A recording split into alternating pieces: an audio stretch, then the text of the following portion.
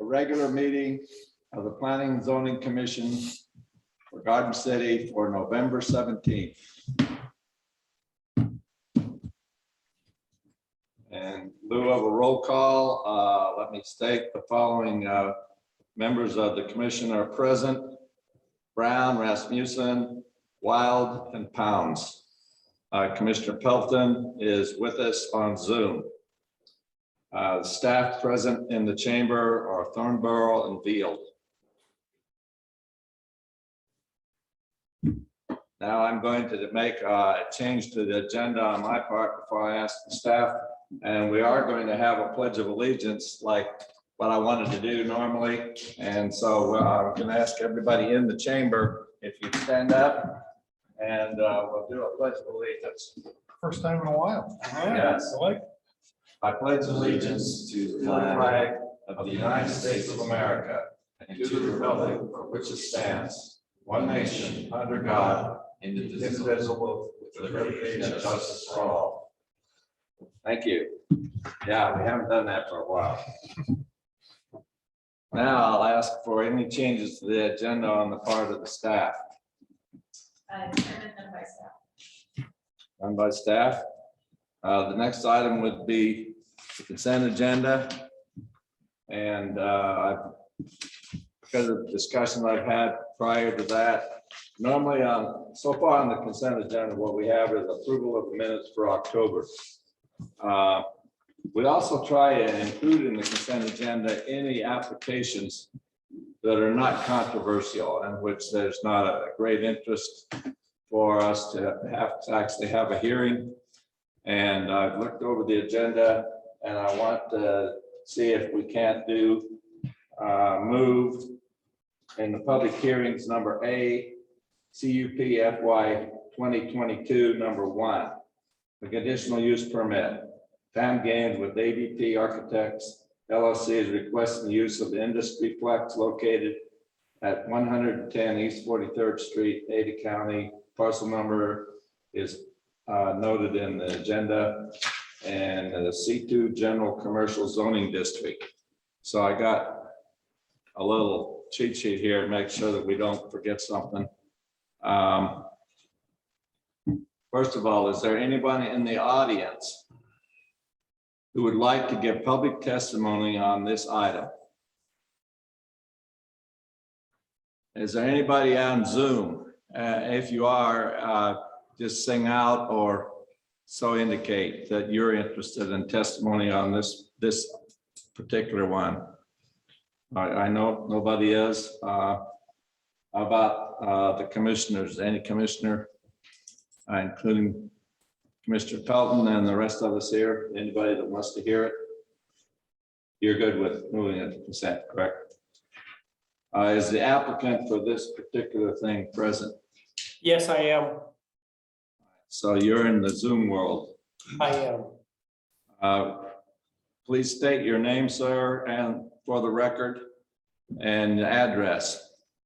Glenn Walker, ADP Architects, 1831 East Overland Road, Meridian, Idaho. All right, thank you, Mr. Walker. Have you had the opportunity to review the findings of fact, conclusions of law, draft decision, including draft conditions of approval? Yes, I have. Do you agree and consent to these documents in the affirmative, including all conditions of approval? Yes, I do. And I already asked the commission.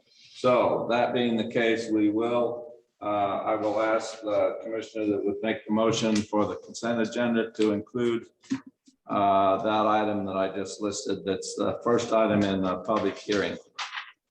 And having said that, I would entertain a motion. Mr. Chairman, Commissioner Rasmussen. I move that we approve the minutes from October 20th, 2021 as part of the consent agenda, and also adding public hearing item A, CUP FY 2022-1, moving that also to the consent agenda. Okay, that was the motion. Is there a second? I second that motion. It's been moved and seconded I'll call for the question for the consent agenda. All in favor, indicate by saying aye. Aye. Any opposed, nay? And I vote aye. I keep reminding myself I'm supposed to vote these days. So it passed unanimously. With that, we pass the consent agenda. And we'll move on to the first item under old business. It's an action item, and I will remind the commissioners that we are a recommending body for this particular action. It's subdivision FY 2021 number 7, RiverPlace Subdivision. Jay Gibbons with South Beck and Baird is requesting approval recommendations for the proposed 22 lot single family attached unit subdivision. Proposal is for RiverPlace Subdivision, a combined preliminary and final plat to be processed as a planned unit development. The property is located at 3945, 3949, 3955 North Adams Street. County Parcel as numbered, there are 3 of them. And the subdivision is in R3, the zoning district. That being the case, this will be an action item in which we will open it for a public hearing if there are people at the appropriate time. And the order in which we're going to do this particular one, the reason I'm going through this is because I'm going to deviate from the normal practice later on. But for this particular application, which we've heard quite a bit before, we will follow the normal thing. The applicant will do a presentation initially, and I would ask that we make sure that we address what I perceive as an issue that's still remaining, and the reason why we have to hear it, which this body, most of the issues, we've heard this a couple times before, and most of the issues I think have been taken care of through the design review committee meetings and those kind of things, with the exception of a question, since this is a PUD, there's a question which have been put specifically to us that we need to talk about and make a decision with regard to whether it meets a requirement of a PUD of having a variety of housing types. And so I would like the applicant, when he makes that to make sure that he addresses that particular issue from his point of view. That will be followed by the city staff report. We will then have any public testimony on the part of anybody. And the applicant will, after, if there's any of that, we'll have an opportunity for rebuttal. And then we'll have a discussion, and hopefully we can be able to make kind of a decision tonight. That being the case, will the applicant come up and state your name, sir, and your address. My name is Jay Gibbons. My address is 2002 South Vista in Boise, Idaho. I represent South Beck and Baird. And I do have a presentation and will answer your specific questions.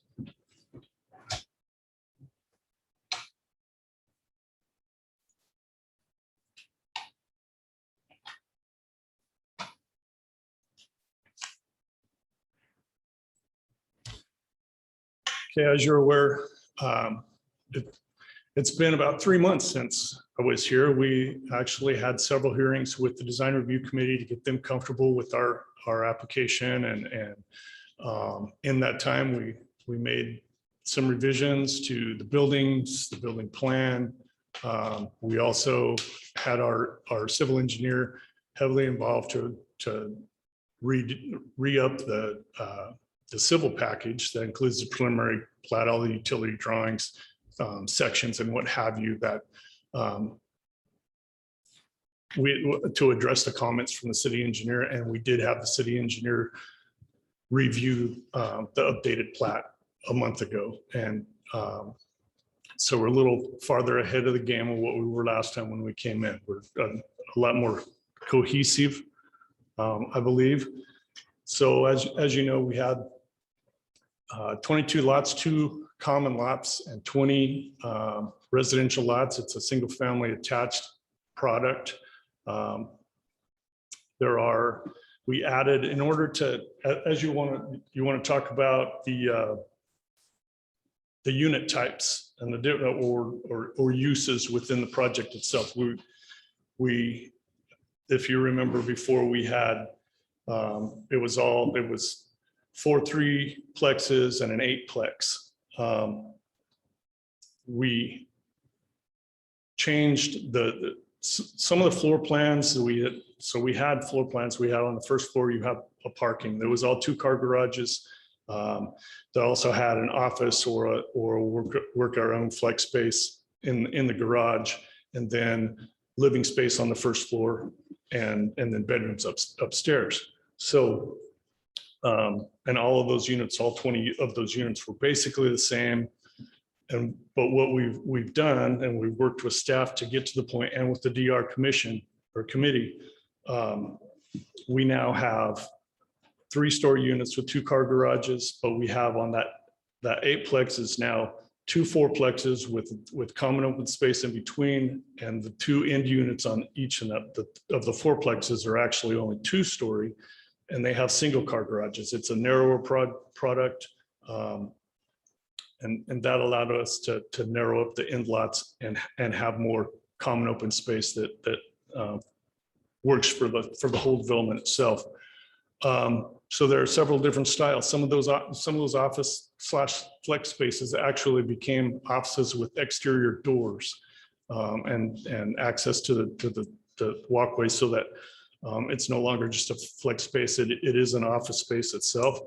The Design Review Commission agreed that now we do have within this development multiple opportunities through the units for different uses to add some office space in and what have you. So they did give us approval in October finally, and brings us to October. Yeah, it was the 4th of October.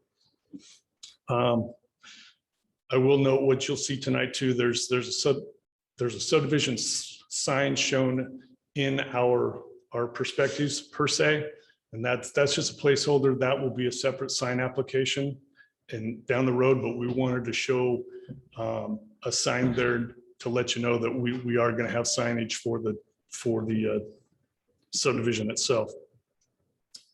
So as you can see on the site plan, we changed the 8-plex to 2 4-plexes.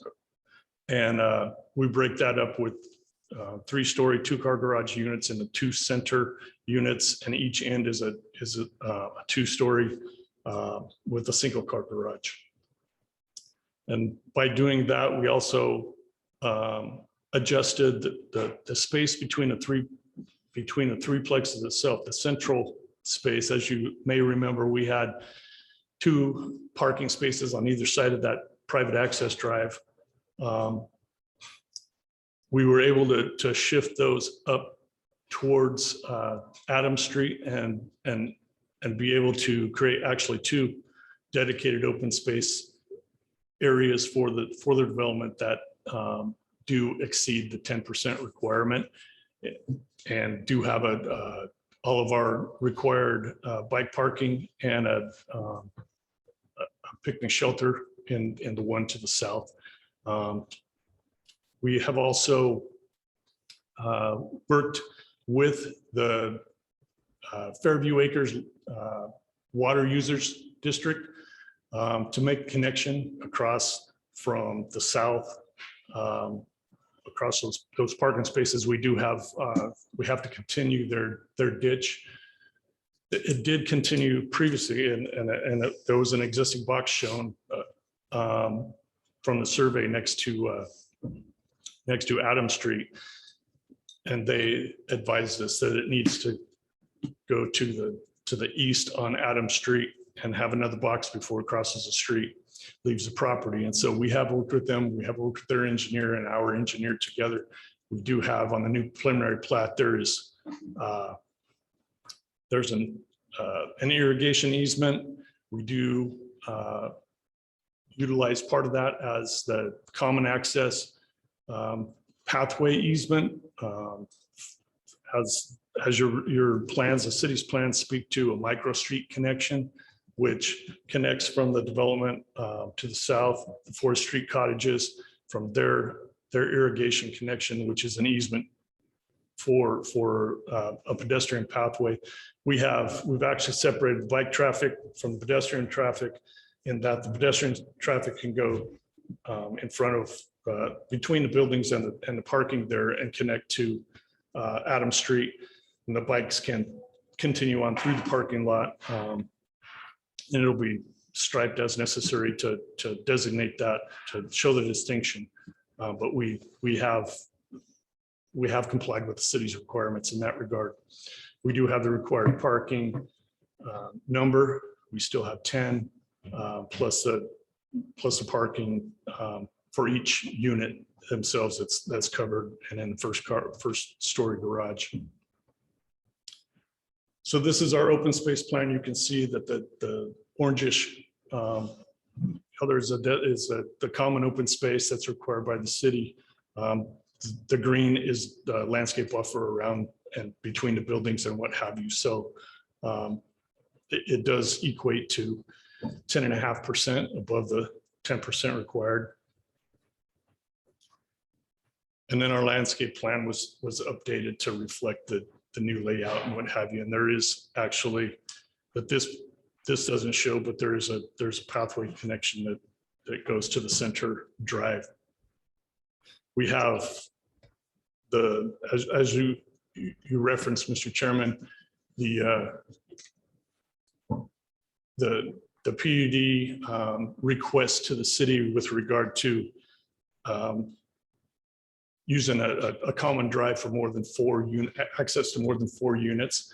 We do have, these are private streets. We have street names approved from the Ada County Street Naming Committee.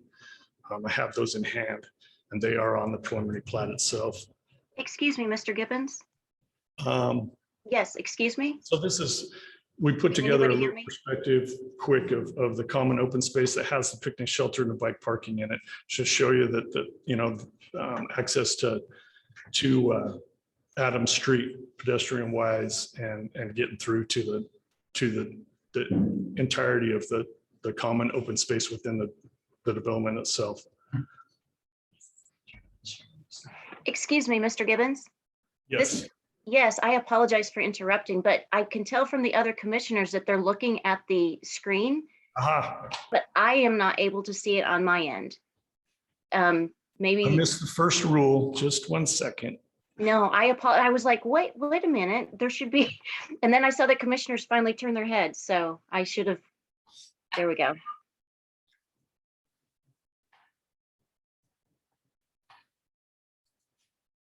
That's it. Okay, this will All make right. more sense. Thank you very much. I apologize for that. No worries. Make me feel like a rookie.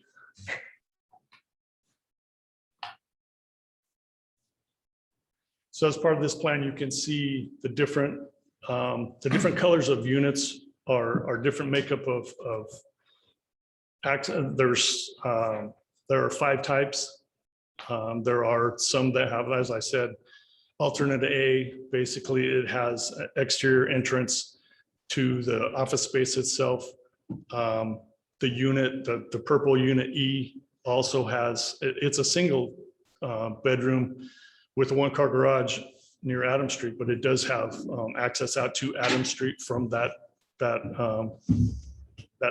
space. And then there are 4 unit A's, and even the unit B and unit C are different. They have actually the 2-bedroom, 3-bedroom that have all the appropriate appurtenances per se. They all have decks on the 2nd floor. This is the fourplex, the 2 floorplexes, the elevations. You can see the separation and the way that they are a narrower product. They do have the overhang on the 2nd floor. That is also out of the new irrigation easement along Adams Street itself. So we don't have any issue with the irrigation district at all. As I said, this shows the potential sign. The city has requested, even though we haven't made an application for the sign itself, when we do, we will be changing materials so that they actually correspond with the materials used on the buildings itself, instead of introducing a new material such as brick. It could be, river rock or stone facing or stucco or what have you, that really matches the building better. So you can see from the street, our street presence itself is an attractive mix of spaces for the residents, and we think it works out really well from a materials perspective, and design review is happy with it. And with that, I hope that I've answered your questions. I'm sure that I'm going to get some more, so I will stand for questions at this point. All right, well, thank you. So we're going to ask to get an opportunity for the commissioners to ask the applicants any questions that they have. Why don't we start in Zoom world? Mr. Pelton, do you have any questions? Not at this time, thank you. Well, no, not at this time. Commissioner Rasmussen, No, I don't have any questions. Thank you. Mr. Powell, No, the current, Mr. Wild. I have one. And it's really kind of why we're back here. I mean, we talked about architectural variation, and I think you hit that pretty well, just looking at the design. I still come back and struggle with the first sentence you uttered was, this is a single family attached product. And when I read the code for planned unit developments, it says, and I'm going to quote, with 10 or more dwelling units, a variety of housing types shall be included. That's fine, right? We're good there.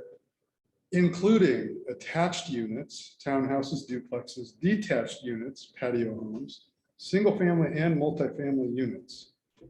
So I guess, I mean, I really like the product. I am still struggling with squaring this up with the code and the application under the PUD section. So can you, maybe there's no good answer to that, but give it a shot. Mr. Chairman, Commissioner Wild, that I think that, so the code is not all inclusive. I don't believe that it says that you have to have all of those uses in one project. And this is an infill project, which makes it really difficult to really incorporate a lot of different from single family detached with some attached with multifamily or what have you. It's only 0.87 acres. So it's really small. But through our work and the multiple stabs at it with DR, we got them to a comfort level that, because we were changing up the unit types and allowing some, or getting some office space in there, that was adding some uses. And then we changed it up even further with having some single car versus all 2-car garage, that they got to a comfort level where they thought this could fly. And I know that I remember from the first hearing, from both the first DR hearing and the first P&Z hearing, was whose interpretation of this mixed use and what does that mean? And so I hope that I can get you to a point that you are comfortable in a similar fashion that DR got to with the way that we structured our buildings and access to different opportunities. And I guess I'll just, maybe I'll wait till the end, but I think the creativity is evident. You know, you've done what you could with what your plan was. So I do appreciate that. That's my only question. Thank you. I don't have any questions at this time. So we'll get a chance to see you later. Okay. Okay. Mm-hmm. All right. At this point, we're going to have Hannah's going to give us a city staff report.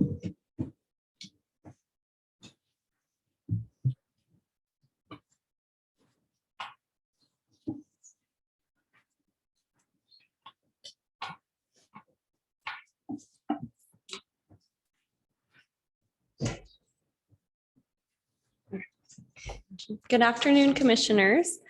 As we have a long agenda tonight, I'd kind of like to keep my report short and sweet. And so I stand by every comment that I made in the staff report, but I did want to hit on a few different things tonight that seem to be the ongoing conversation. As part of their resubmittal documents on September 22nd, 2021, the applicant included a waiver request form letter describing how their new submittals addressed the committee's or the commission's comments and concerns. Specifically, the concerns regarding the Garden City engineer comments or lack thereof. He has provided some comments, 39 specifically, which is pretty typical of a subdivision.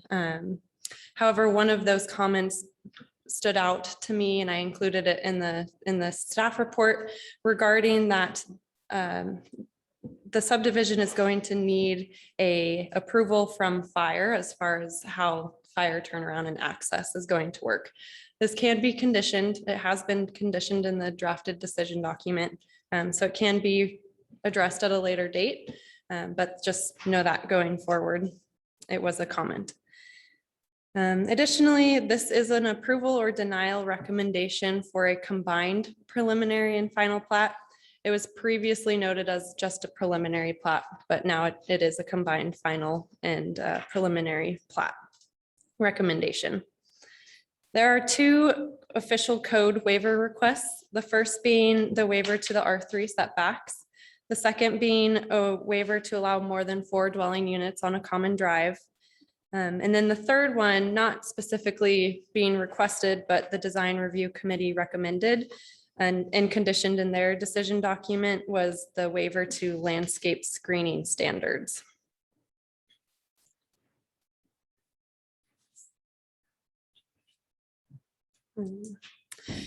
The applicant is providing a variety of housing types as shown on this September 22nd submittal. On the screen, you'll see essentially color-coded site plan of the different units provided. To break it down, they are providing a unit mix of 2 1-bedroom, 1.5 bathrooms, 5 2-bedrooms, 2.5 bathrooms with an exterior access office, 5 2-bedrooms, 2.5 bathrooms with an internal office, and then 6 2-bedrooms, 1.5 bathrooms.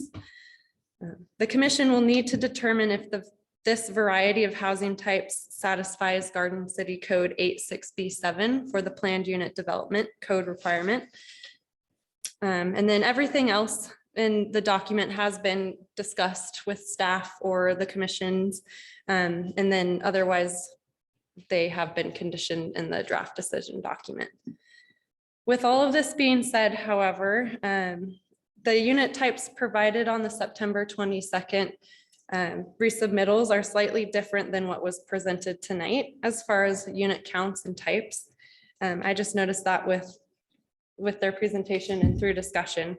So as we move forward, I would ask that the applicant state specifically what has changed as in units and bedroom counts, and then how that has impacted their required parking count. It might, just through my quick analysis over there, it might impact the required parking for the residential units in that 1-bedrooms only need 1 vehicular parking enclosed, while the second can be on surface, but the site also needs to provide 10 guest parking spots, which cannot count towards the residential units. So essentially the 1-bedroom units need to have 2 parking spaces with 1 enclosed, 1 surface, and then the site has to have 10 guest parking. Since that was a new submittal tonight, I wasn't able to perform that analysis. With that, I stand for questions. Commissioner Wild. Are you saying that the parking count, the anticipated parking is now insufficient? Potentially. Potentially. And DR didn't address this question. No. Thank you. No questions for me. Thank you. No questions. Thank you. Mr. Pelton. Yes, thank you for bringing the discrepancy up. I didn't catch that. So no questions at this time.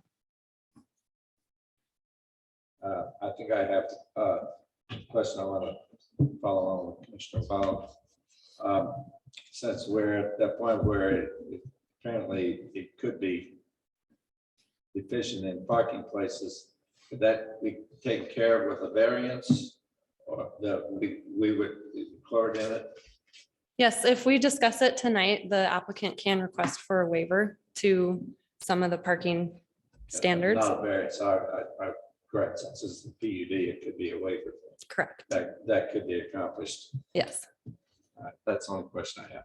Thank you. At this time. All right, at this point, I want to open it up to public hearing and to the public. If there's anybody in the chamber or out in Zoom world, did we have a sign-up sheet? It looks like they're empty right now. Pardon? Right. Is anybody in the audience here that's here that wants to talk to this application? Not other than the applicant. How about in Zoom world? Anybody in the public that in the Zoom world wants to address this particular application? So I hear none. That went pretty quick. So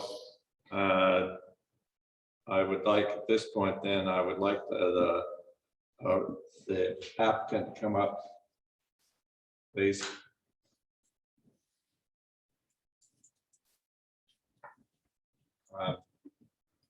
So I would like you, as a form of rebuttal, since we didn't have anybody in the public doing that, I would like you to address this issue that is brought up about that, and then we'll ask some questions if we have any.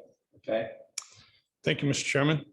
So as far as changes, as staff mentioned, as far as the architectural layout and as I presented with the 1-story with the 1-car garage as opposed to the 2-story 2-car garage on the end unit. Overall, what we have is 4 1-bedroom units, 14 2-bedroom units, and 2 3-bedroom units that with 4 different. So there are 3 2-bedroom units with an external office or an office with external connection. There are 5 2-bedroom with an internal office with no exterior connection. And then there are 6 2-bedroom with the bonus room den suites that don't have outside access.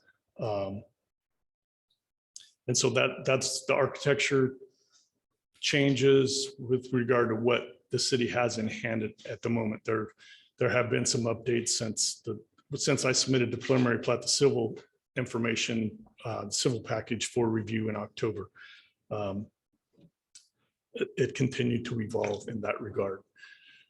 I am confused about the parking requirement for 1-bedrooms that don't count towards the surface parking. So if you got a 1-bedroom and you have an interior 1-car garage, you have to have a second parking place plus a guest parking place. Why do 1-bedrooms need so many parking versus a 2-bedroom? That I'm just confused about that. Apparently I missed that completely.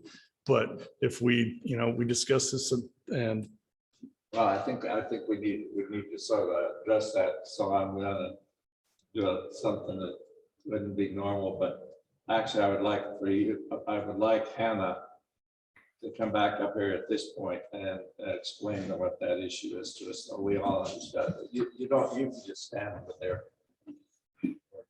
There.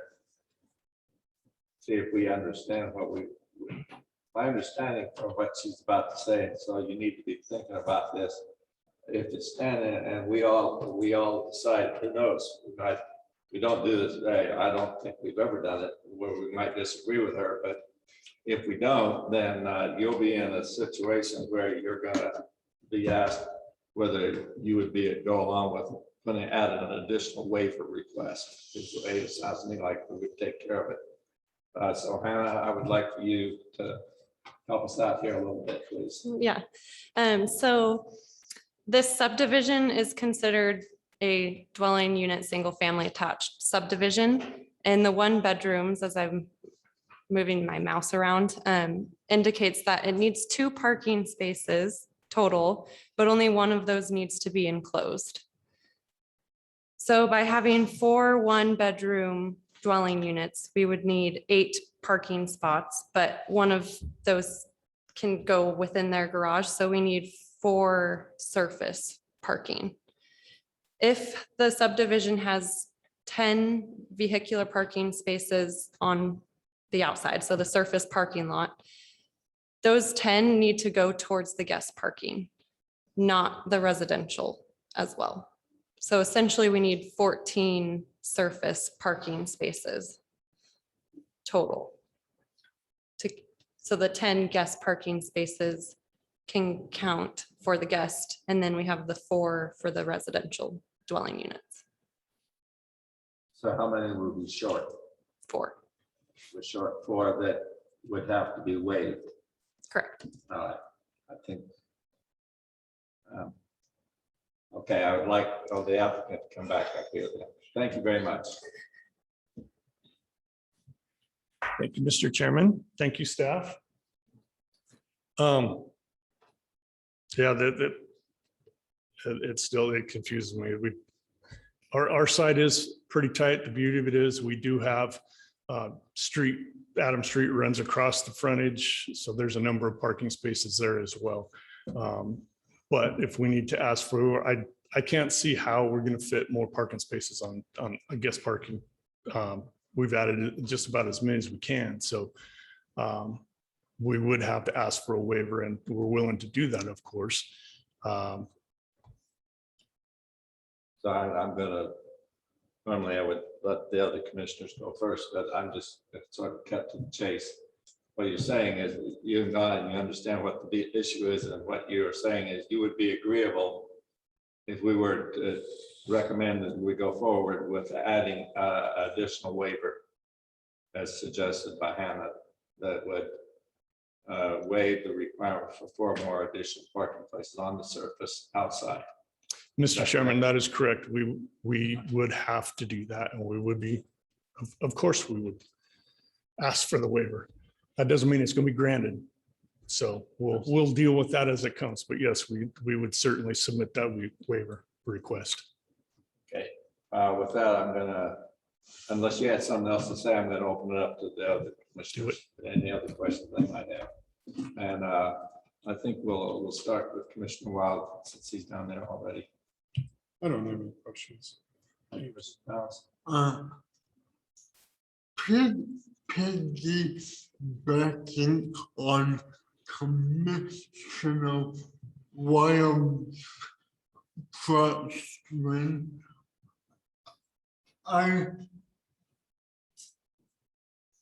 tell me why you have a variety of housing types and not just variations on 1 to 2 bedroom. So, Mr. Chairman, Commissioner, the reason, like I said, it's an infill project. It's very, it's a very small project. And so we did vary the units, and that's how we got to the mix. Was we've got 1 bedroom, we've got 2 bedroom, then we got 3 bedroom. We have some with offices, some with flex space. Some of that office actually attaches to a pedestrian walk to connect to the pedestrian way and to the street itself. And that's how, in order to create a cohesive product or a project where, building types are similar, so it wouldn't become a hodgepodge on 3/4 of a little over 3/4 of an acre. That's why we went down that road. So you were saying that some housing units will have upright space and some will have a flexible space. Correct. Those all. Thank you. Commissioner Rasmussen, I don't have any questions at this time. Thank you. Commissioner Pelton. I have none at this time. Thank you. I think she said none. Right. All right, thank you. I think all the questions that I had have been answered. That's all. Thank you. Thank you for the opportunity, commissioners. Okay, I'm going to close the public hearing portion of this to the public, and with that, I'm going to open it up to the commission for a discussion about where they think we should be going on this. I'm going to start off with Commissioner Pelton. Yeah, I mean, it's a lot of units on such a small parcel, but I kind of missed the beginning of the different changes. I do appreciate that the Mr. Gibbons was able to accommodate changing and altering. I mean, it definitely looks a lot better than it did the first time that it was presented, or the last time it was presented. A little concerned about all the parking. I appreciate the open space. I'm anxious to hear what the other commissioners have to say. No further. All right, thank you. Commissioner Rasmussen. Thank you, Mr. Chairman. First of all, I commend the applicant. He did a lot of work. They did a lot of work, maybe I should say, on this application based on the last meetings that we've had. I'm satisfied on the waiver request and even the new one that just came up. I would be supportive of the parking waiver and overall supportive of the project. So that's where I'm at right now. Thank you. Okay, thank you. Mr. Piles. I am supportive for recommending approval for the reasons listed.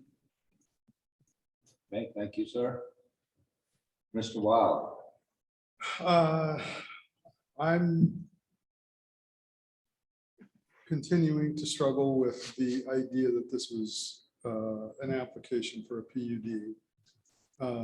I don't think that the code intends to say, to Mr. Gibbons' point, I don't think it intends to say what it actually says, which is that it will, a variety of housing types does mean all of those things. There's an and, there's a conjunctive word in there, bringing multifamily units, single family units, duplexes, townhouses. Again, I don't think all of those were always intended to go into every PUD application, but it says what it says. As I mentioned to Mr. Gibbons, I think that he has done yeoman's work and kind of shifting it around and creating different kind of different kind of cool and creative types of uses, not uses, but types, I guess. 1, 2, and 3 bedroom and offices with exterior entrances. So I really do appreciate that. I'm still not sure how I feel about this code section. In constitutional law, he would be a textualist. Yeah, I don't. Anyway, that's just a comment. Not, it shouldn't vary what you said. I understand. So here's what I have to say on my part. It really comes down, first of all, I appreciate the situation on having a waiver put on you tonight. But like it's what has been said, first of all, let me say I am in support of it. I'm really impressed with all of the work and the changes. It's way better than when we started. It includes supporting the waivers that are being requested, which that's one of the primary reasons why it is being treated as a PUD. And I am satisfied for an infill project, given the problems that we have here, that I think the applicant, in my mind, has provided enough variety to justify my recommendation for approving it with what he's done. With the size of the site and what he's trying to do there, I think it is more than enough to satisfy my concern that I expressed when he first came up for us. So my vote will be to recommend that it go forward with approval. That being the case, that I think all of us have had an opportunity there to discuss where we think we're at on this. So I would invite one of the commissioners to make a motion, please.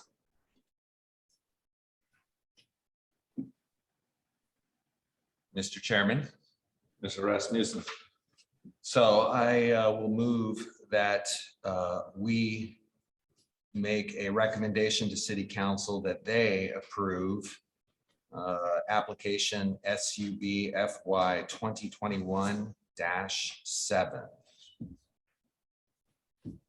with respect to the findings of fact, conclusions of law, and conditions of approval, draft conditions of approval. And I presume that to include an additional waiver that's not in the Yes. staff report that will be put in there by Hannah. Yeah, I'll redo it. Thank you. Yeah. Mr. Chairman, I move that we recommend that City Council approve item number SUB FY 2021-7 with the additional waiver request that allows for less parking spaces. Is there a second? I second the motion. It's been moved and seconded that we recommend approval to the city council. Is there any further discussion? Hearing none, I would call for the motion. All in favor indicate by saying aye. I Aye. I didn't hear Commissioner Pelton say aye. Aye. And I also vote aye. And therefore it passes our recommendation and that's unanimous. You can record my note. I'll be a no. Oh, excuse me. I apologize. No, you're fine. No, I wasn't fine. I saw that. I didn't hear right. I'll blame it on my Vietnam ears.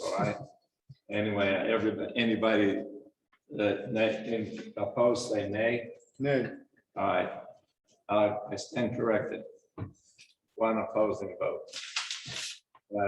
Motion carries. Thank you. Good luck. All right. The next item that we're going into is subdivision FY 2021, number 8. Torn Flat Subdivision, Mac McNulty with Chrysalis Architecture is requesting approval recommendation for a combined preliminary and final plat is to be processed as a planned unit development.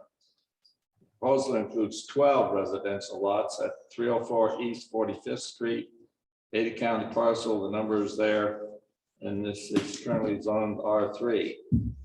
Now, we have seen this one before, and this particular one, we're going to deviate from the normal order. And I'm going to have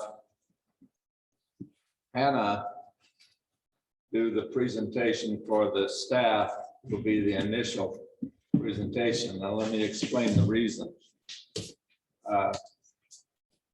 This was heard by the Design Review Committee last night. Or not last night, on the 15th. Last night was the 16th, so 2 nights ago.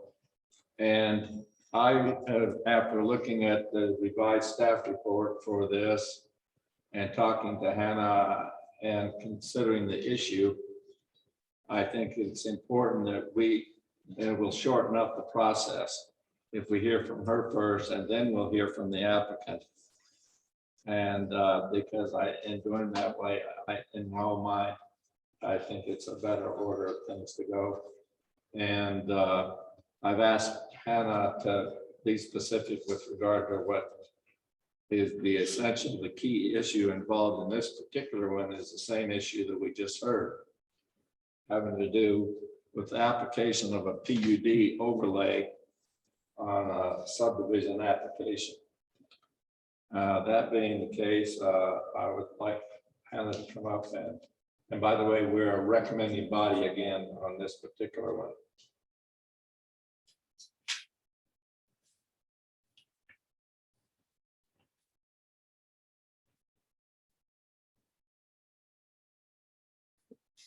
Good afternoon, commissioners. So this is subdivision fiscal year 2021-0008, known as Torn Flat Subdivision, or the most updated name is Torn Flat Subdivision. The applicant submitted new documents on November 1st, 2021, and those resubmittals included a new site plan, new landscape plans, and elevations. Items addressed in the resubmittals included the fact that Iota Street has been confirmed as a public street maintained by ACHD. Thus, a 5-foot wide detached sidewalk with streetscape has been provided for.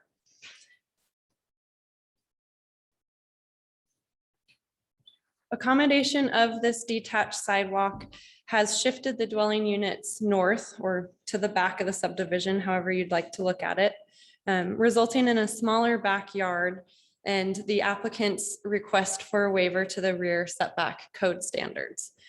Code requires a 15-foot rear setback and the waiver asks for a 5-foot rear setback.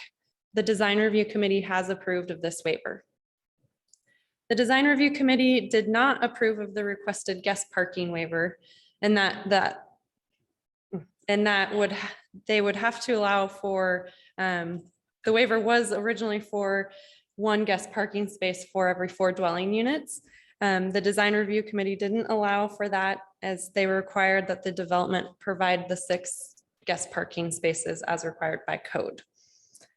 Part of the conversation with the design review committee for this waiver was to allow for the spaces to be 9 feet by 20 feet instead of the code required 10 by 20. The design review also approved the waiver for the enclosed vehicular parking spaces for every dwelling unit. So the waiver allows for the one of those required 2 enclosed parking spaces to be located on the unit's driveway. Staff had suggested a waiver for common open space based off of code non-compliance, where code requires a 10% minimum common open space on the site. The waiver would have allowed for less than 10%, but greater than 8% based off of the calculations of the landscape plan. However, the design review committee did not allow for this waiver to be granted and has required that 10% of the site be dedicated towards common open space like code requires. There was a discussion behind this waiver, mostly surrounding the fact that perhaps the 8% was due to a calculation error in the site plans, because there was also a differential between the site plans and the landscape plans as far as how much landscaping was provided. So design review committee just felt it be appropriate that the site provide 10% and the calculations get corrected. Staff has omitted the original waiver requesting that the subdivision not provide a variety of housing types, based on the fact that both Planning and Zoning Commission and Design Review Committee did not find it appropriate that the variety of housing types be waived, as it is a requirement of the planned unit development. And as the planned unit development is not an application they are required to do, it is something that they choose to do. They should not be allowed to waive those standards.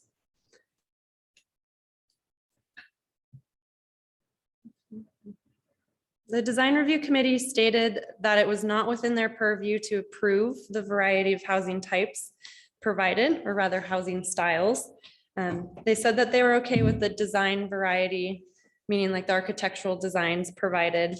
But they thought that the Planning and Zoning Commission would need to determine if the development provided enough variety of housing styles and types, floor plans, et cetera, to meet the planned unit development code, as we've discussed. The end unit, also known as Unit 13, now has a pedestrian entrance facing 45th Street. And it also is the only unit to have a different floor plan. The first floor consists of a bonus room, a powder, so half bath, and then the storage with the entryway facing 45th. Whereas the rest of the units have a first floor master bedroom, master bathroom, master closet, etc. The rest of the floors, so floors 2 and 3, are all the same in units 1 through 12. And with that, I stand for questions. Okay. Mr. Rasmussen. I don't have any questions at this time. Thank you. Mr. Pounds.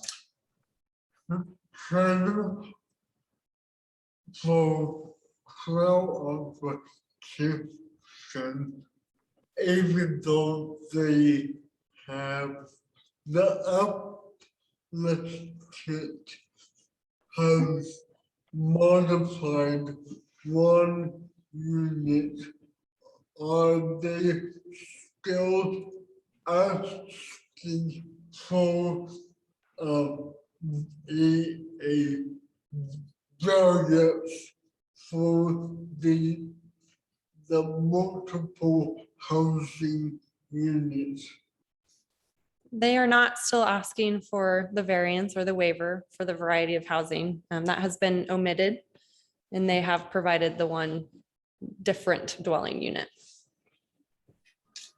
No further questions. Mr. Wild. Hannah, the findings of fact, conclusions of law draft was updated today with some of this information. You've got some comments in here. So those comments, so for instance, where it says approved waivers to Garden City Code include, that's obviously in the draft, findings of fact, conclusions of law. Your comments are the updated design review decisions, comments about those waivers. Is that right? Yes, yeah. So my comments on the side of the PDF are essentially just comments regarding the waivers or any of the other decision conditions that they made to help keep track of Sure. it Thank going you. through the system. Mr. Pelton. Can you hear me okay? Yes. Can you hear me okay? Yeah, we got you. Yes. Thank you. Okay, so I'm always asking questions about parking.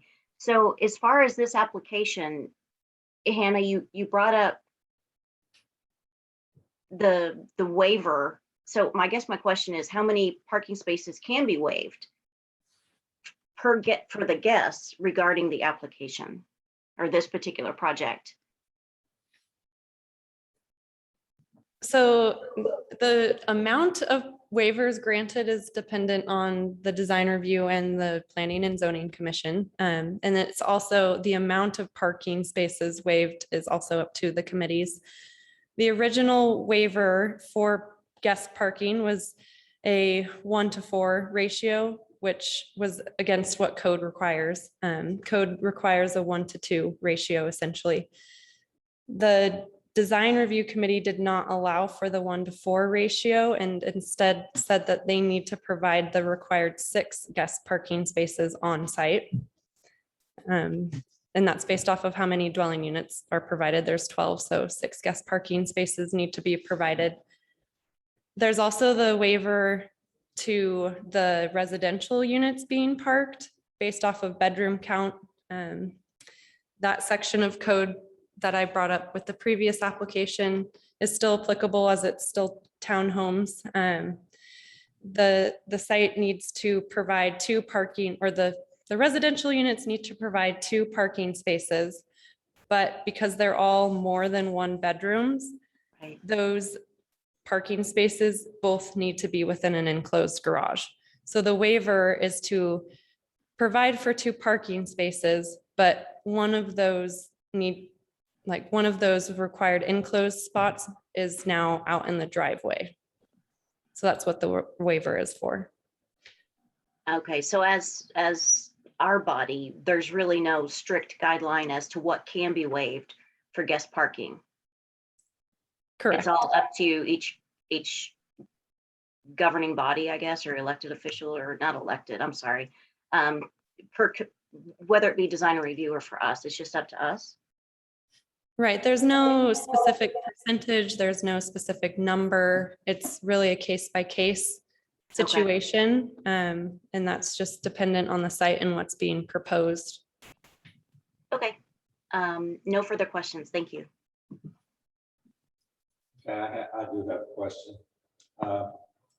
Going back to what we just were talking about, so it's clarified in my own mind. So of the waivers that are requested or still requested, one was dropped, having to do with the variety of housing types. The 2 of them were not approved. Instead, they said that they should have 10% common area. Is that correct? Correct. Vice 8%, right? Yes. And they needed to have 6 parking places. 6 spaces, is that for visitors? Yes. 6 for that instead of 4, is that correct? Yes. Okay, that's all the questions I have. And so now we'd like to have the applicant come up, please. Applicant is in Zoom world. I am. Okay. All right. In yours, I would make sure that in what you cover, because it will help us proceed, that you cover the 2 issues of the impact to you of what the design review committee recommended with regard to waivers, and also on the issue of a variety of housing types, which is a major issue that this board here has got to consider. With that, give us your name and your address, please, and then make your presentation. Yep. Name is Matt McNulty with Chrysalis Architecture. Address is 3914 East Presidential Drive in Meridian, Idaho. And I guess just a point of clarification, as far as we understood the parking waiver request from the meeting, it sounded like the committee actually had it as an either option. So we were given a choice of either guest parking or enclosed vehicular parking.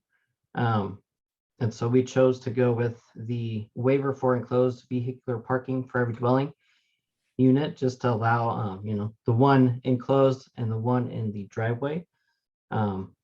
We felt like we have enough flexibility with our project that we can potentially achieve the 6 guest parking spaces. The original kind of request behind that is really to provide some more green open space for the site. It is rather small. It's less than 3/4 of an acre for a site. And it, as well as similar to the previous project, it is a infill project as well. So we kind of opted for that approach. Like I said, we do feel that we can meet the guest parking if that's required by both committees and commission. We just wanted to approach that so that we, had some more green space. In regards to the 10% common open space for the project, we do believe it's a miscalculation on one of our drawings. So we have no concern of this waiver or even desire for the waiver. So we feel like we can meet this one just fine.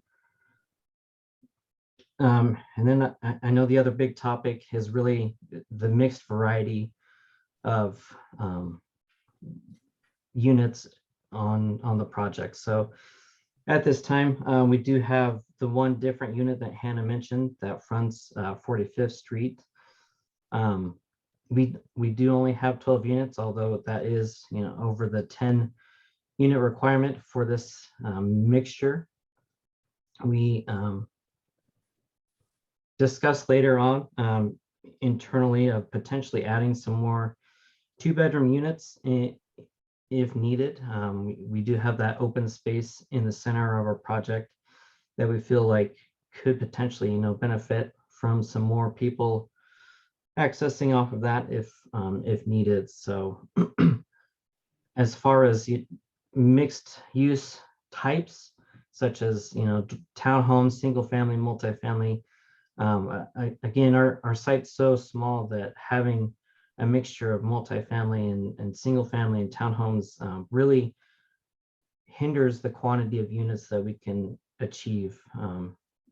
We do know that R3 has about a 35 per acre unit density. However, we are quite a ways under that. So we're trying to do our best on our site to achieve mixed variety. And unfortunately, it's not mixed building types, more so mixed unit types inside the footprint.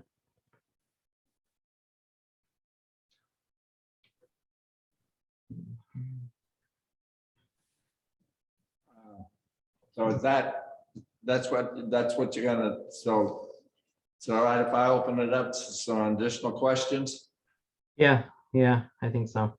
Okay, I'll do that. And so I'm gonna do first of it with Commissioner Pelton. Do you have any additional questions for this applicant? I do not at this time. Thank you. Mr. Rasmussen? I don't have any questions either. Thank you. I don't have any questions. Mr. Wild? Not right now, thank you. I had some questions, but I think that you have answered the questions. So at this point in time, want to see if there's anybody that is in the public that's interested in addressing this particular application. So I'll open it up for a public hearing portion. None signed up in the chambers. Pardon? None signed up. Chairman, none signed up in the chamber. Yeah. Oh, okay, thank you. And then nobody really interested in talking about addressing this, correct? Thank you. Is anybody out in Zoom world who wants to address this applicant? Apparently not. So we're gonna put the applicant back.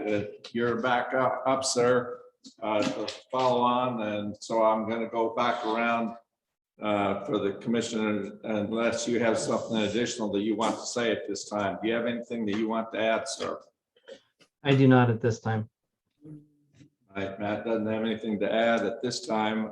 This is in the form of a rebuttal. Do the commissioners, Mr. Pelton? I have no questions. Thank you. Mr. Rasmussen? I have nothing. Thank you. And the other commissioners here? I think well, I will just make sure that I understand then, with regard to the issue of variety of housing, then your response is that, and I understand the difficulty of a very small place over there you're trying to put this into. Your answer to that is the one unit is somewhat changed in floor plan. Is that correct? That is correct. We would potentially explore adding another 2-bed unit, so switching out a 3-bed if deemed desired. All right, thank you, sir. Then I will close it for public hearing portion, and we'll open up for discussion among the commission members about what we want to do on this.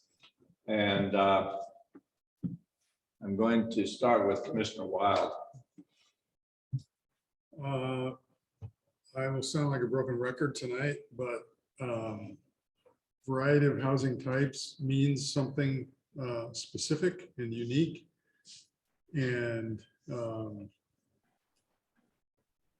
I don't see that the applicant has modified the design in a way that would comport with the code. So once again, on this application, I struggle to see this as a planned unit development recommendation to the city council. Okay, I understand. I'm going to ask you to address an addition while I have you. Since we are a recommended body and this will be going forward, our recommendations, do you have any thoughts on the waivers that the design review committee did not recommend approval for? I kind of think we should weigh in on that ourselves. Sure, I'll come back to me on that, Mr. Chair. All right, Mr. Pounds? I am not in favor of recommending approval of this PUD application for the reason my Settlement Wild mentioned. I don't think that modifying one unit is increasing the diversity of the housing, so I will not be I do not want to recommend this. Do you have any thoughts on what we should do with regard to the two waivers that were? I do not. Okay. Commissioner Rasmussen. I agree with Commissioner Wild and Commissioner Pounds that this one, I mean, a PUD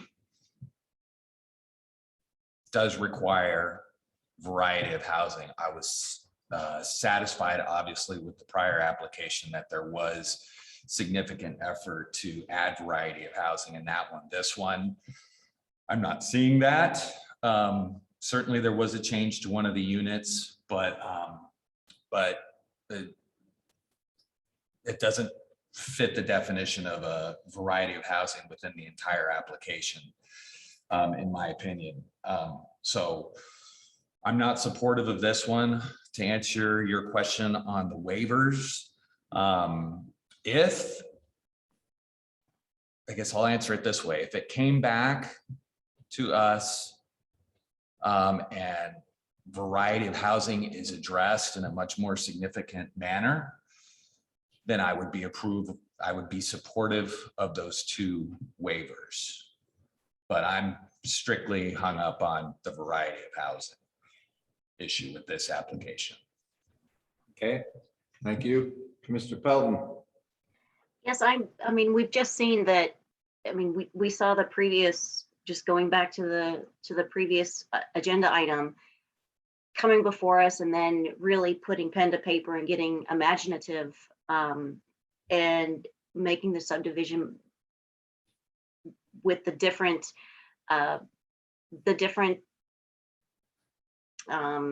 just making it more eye appealing and adhering to the just the different, how it all comes together and basically I'm agreeing with Commissioner Rasmussen that if they were to come before us, make some changes, I have no problem with the parking, but I do believe it to adhere to the PUD that they need to make some changes and get more creative. That is all. Okay. Thank you. So here's the chairman's thoughts on this. I think that the applicant has got a difficult situation where there's a very small area where they're trying to do an infill project. but in my reading of it, and in this sense, I guess I'll be a textualist. Even, so I'm gonna be a little bit inconsistent, but I'm gonna try and explain that. I don't think that the real underlying problem is this small of a place, a location. It's really not what was in mind of a PUD overlay. And to try and cram it into that by saying that changing the floor plan in one unit, which really resulted from changing the orientation of where the entrance is, would result in me being able to say that it fits the definition of a variety of housing types. Previous one did have some variety in my mind of housing types were in that. And it was what made it possible for them to do that. It was a much larger area that they're dealing with, which gave them an opportunity to do that.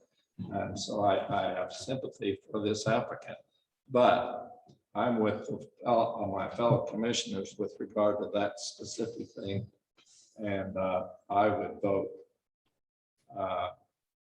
to disapprove and to not recommend it for approval to the city council. I think that we should address, was brought up and was put in and was dealt with for us in addressing the waiver issue. And I think that I'm along with Commissioner Rasmussen. If this was in another form on a regular subdivision application, I would be supportive of this being some kind of a variance for what was put in, including both of the items that they recommended disapproval of. In other words, I would differ from what they recommended in the design review committee. But in the overall thing, I'm with all the rest of you. And my recommendation would be that we recommend disapproval. Mr. Chairman. Yes. I'm not a big fan of disapproving a housing project. So I'm curious if what our other alternatives are. Can we, at this point, instead, ask the applicant to come back, continue to a date certain of December or January to let them redo this again, based on everything they've heard from design review and us tonight. Would they be willing to do that? Is that an option for us? If I understand it, based upon the staff report, that's one of the options that we can do. We can put it off to a date certain, as long as if we put it off to a date certain, then there's not a requirement, and if it's within a reasonable time, there's not a requirement to re-advertise everything. My thoughts on that would be a possibility. If we thought that the applicant could do that, we're really talking about a really constrained area. I think what we're talking about, if they want to do, or if they came back and they changed, as long as they say the same number of floors, and basically what they have, those are cookie cutter things that are going to do like that. My feeling from what I've seen of this is I think it would have to be totally changed to fit in that. So I guess my thoughts are I sort of don't see putting it down that block. It seems to me that the options they probably have, and there's probably more, but the two that come to mind are if they continue with the PUD overlay, they need to offer a variety of housing, or don't use the PUD overlay, submit it as a subdivision only, but then we're talking about variances versus waivers. And it seems to me those are the two options. I don't know. Based on, Mr. Chair, based on what I've heard, I'm not here for Mr. McNulty, but he's got 4 votes if he comes back in 2 months and brings in 1s, 2s, and 3 bedrooms and throws in a couple offices. Now, the waivers, we've already kind of talked about where we are in the waivers, at least you all have. So I think there probably is some merit to kicking this can down the road and having him come back. But give him a shot. And then what you're saying is, having dropped the PUD, I've already, that's my understanding of it is, and I think when we have a discussion, I have closed it to the public and the applicant, but I think I can, well, in fact, I'm going to, I think I can include the staff in our discussion. And in that regard, I would like to have Jenna or Hannah come up here. I want to ask a question about this particular item. I have 2 questions that I think are relevant, so we can make a motion. Correct. And Mr. Chairman, I also have a question for staff as well in regard to what is types of housing? I mean, we just approved townhomes. How does this differ? So I'll let you go ahead, Mr. Chairman. I think Commissioner Wild, I'm going to ask him to get in the discussion. He quoted what the PUD ordinance says. I'm just going to have him read it. It's right in the ordinance. It defines what the textual part of it is. With 10 or more dwelling units, a variety of housing types shall be included, including, it's awkward because it's including attached units, parens, townhouses, duplexes, and parens, detached units, patio homes, single family and multifamily units. That's the end of that operative sentence. That's the definition that's in the ordinance.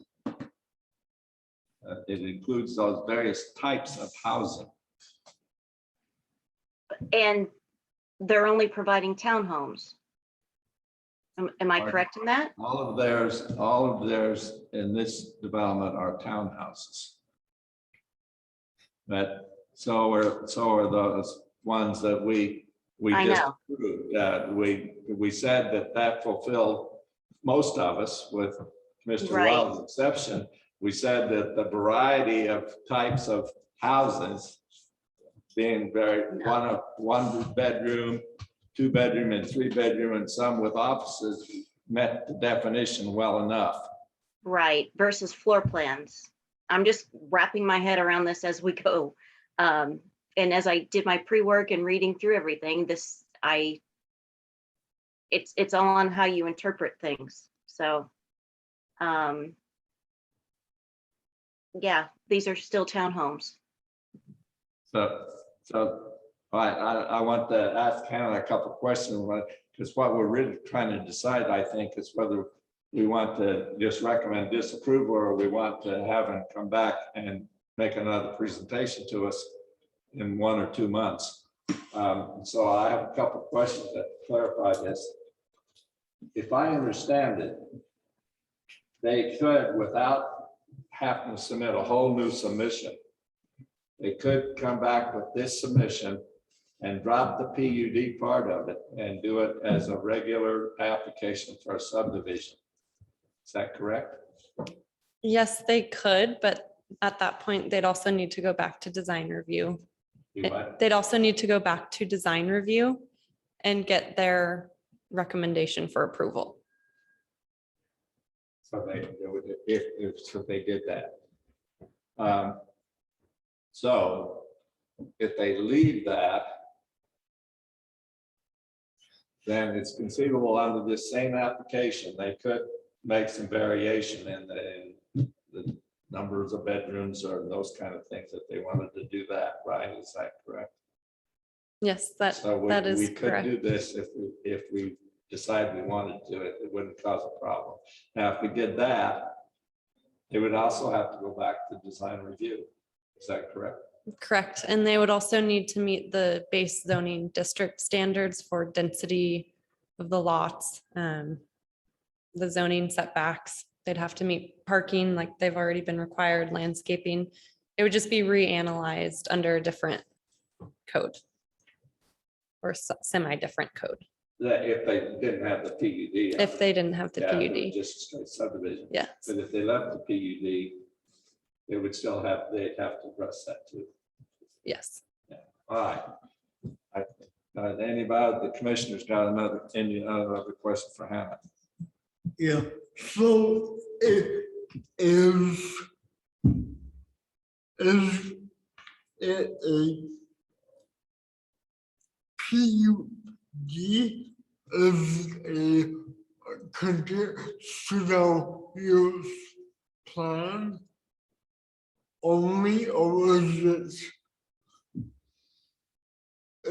it combined?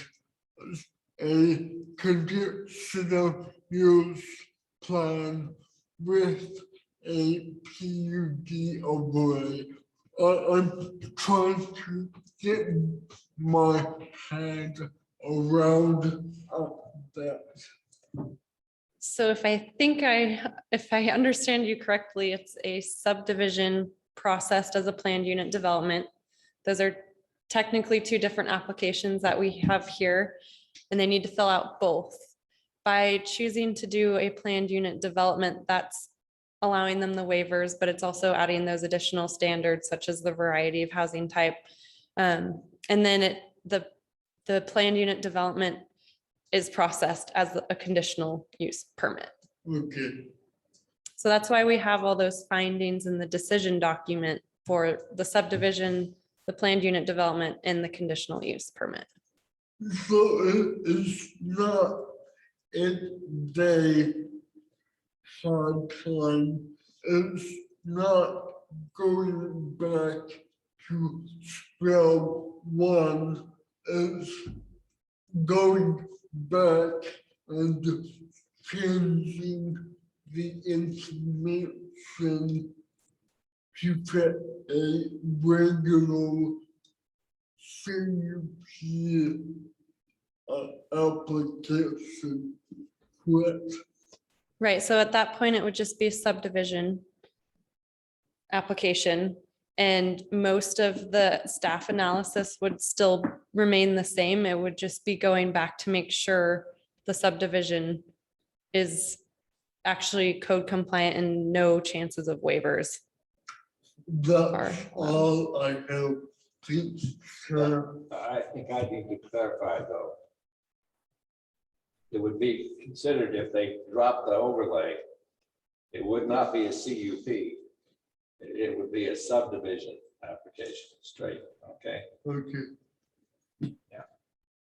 Yes, So I'm correct? correct, Yeah, yes. all right. We got any other questions for Hannah? Nope. All right, let's go back to our discussion and to see whether where the discussion is whether we think. My thought, I think, given the situation here, my vote would be just let's recommend disapproval. I think it's just too difficult. Mr. Chairman, what did you say? I would recommend disapproval, that we recommend disapproval, okay? Okay.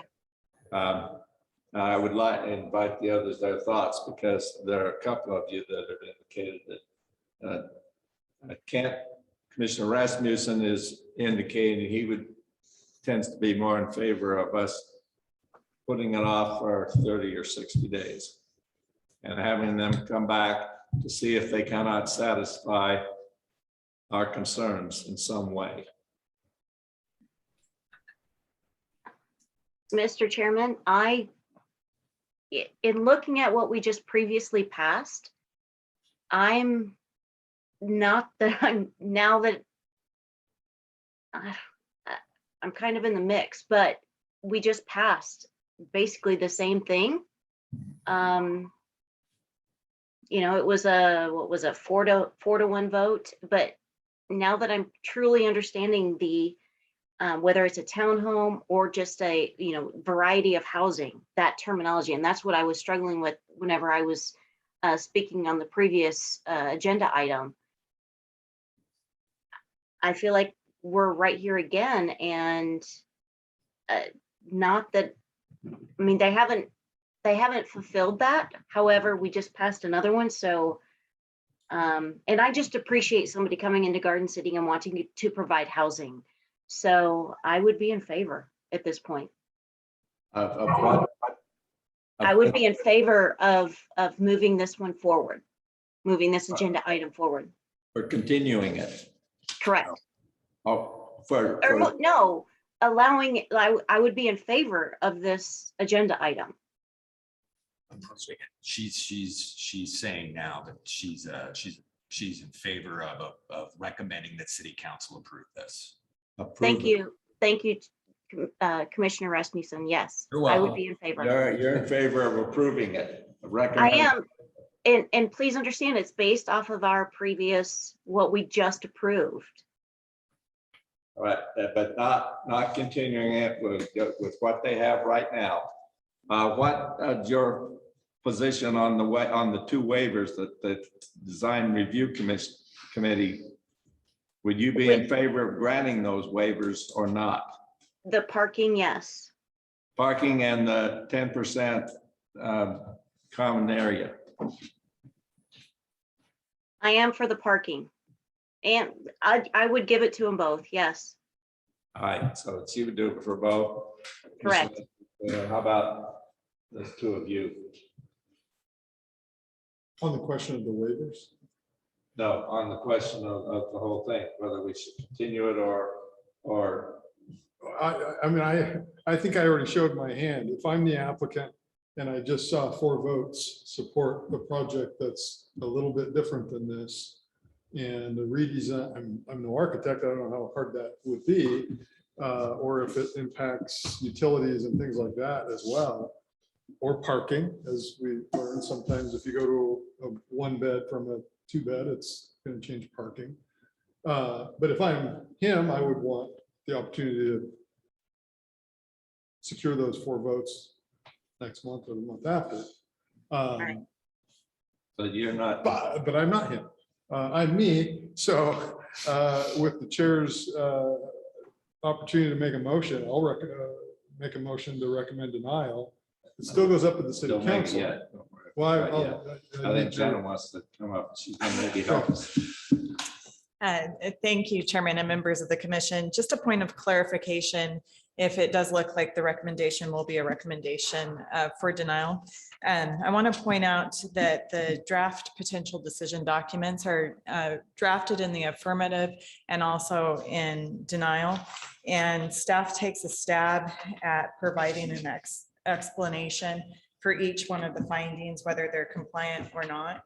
And listening to this conversation related to housing, I suspect that the commission may not find that all of the standards are not compliant, but under 85B5 on page 4, starting on page 4, I suspect that you may consider findings 1, 2, and 6 as potentially not being compliant based on your discussion.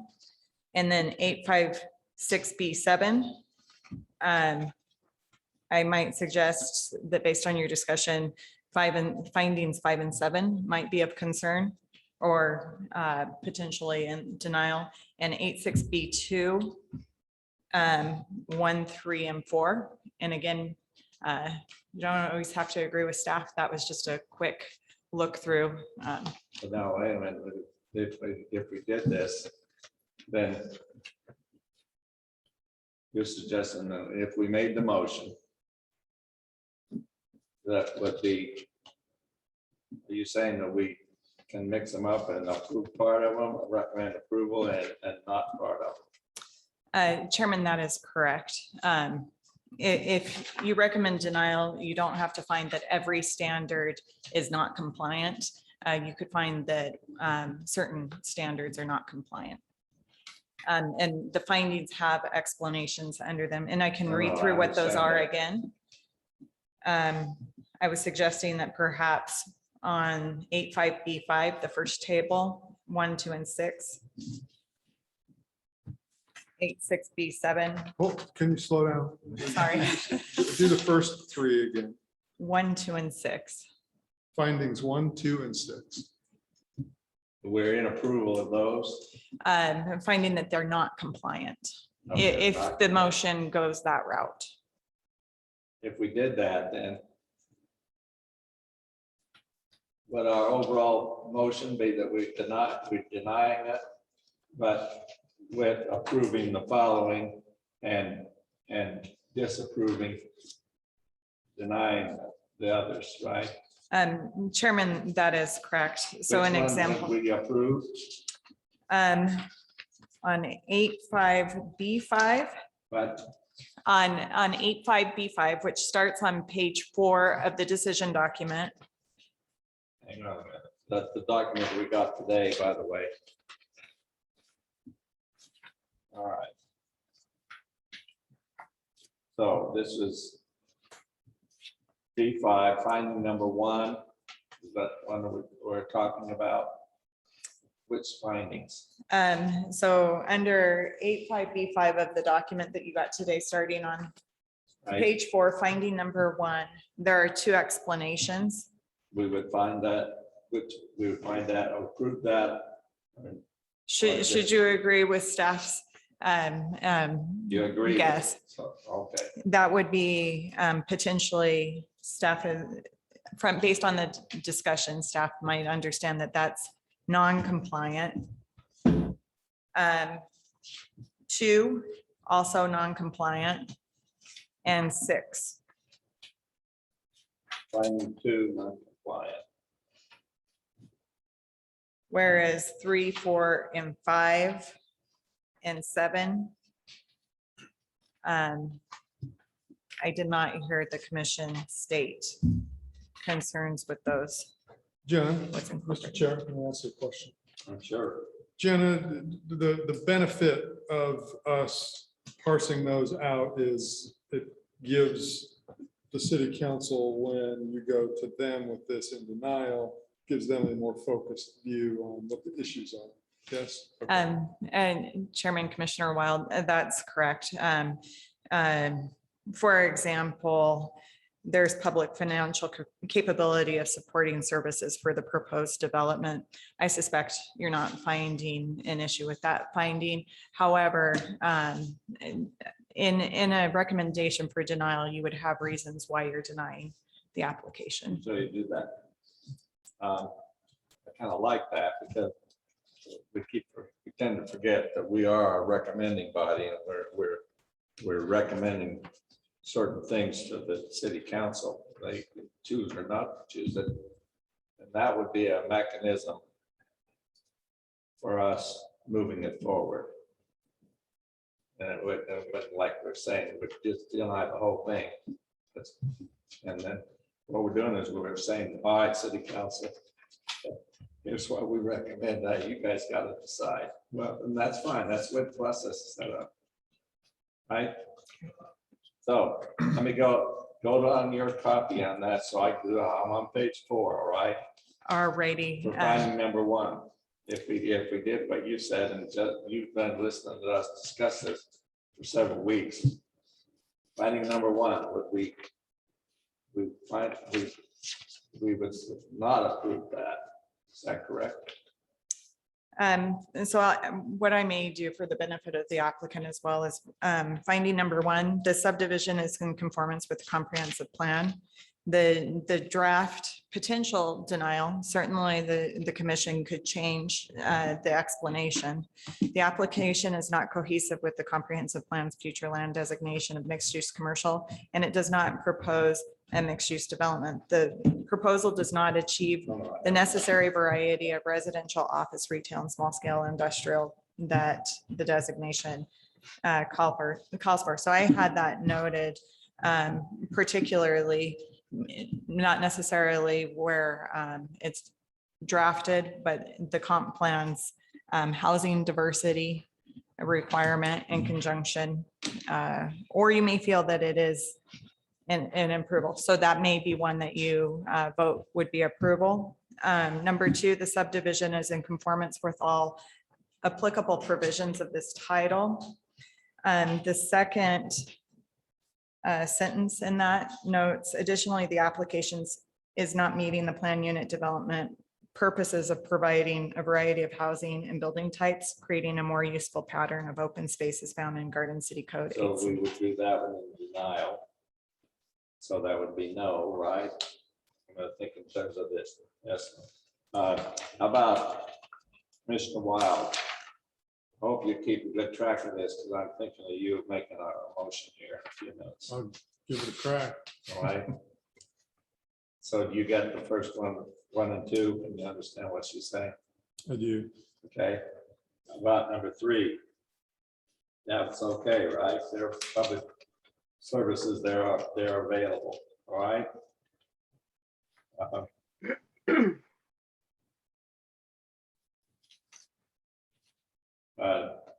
Finding number four, we would approve that, they're okay with that, right? Do you agree, son? Down? Based on your conversation, I did not hear the commission state Four, they're okay with that. any reasons. All right. All right. So. How about then the next one? 8.6B, so we need to go through this. Chairman, the particular findings of 8.6B7 that I suspect the commission may find non-compliant in a motion Okay, for it's recommending not- denial would okay. be 5 and 7. So there were, number 7, we would say no. It's not in compliance with that, right? And number 8.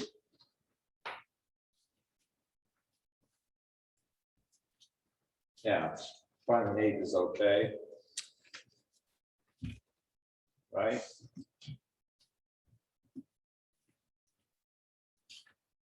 The use is all right for in the next. And- Require finding under 6B, it's okay. And Finding 2.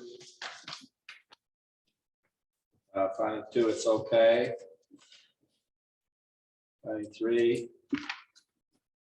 It's okay there, I think. Finding 4.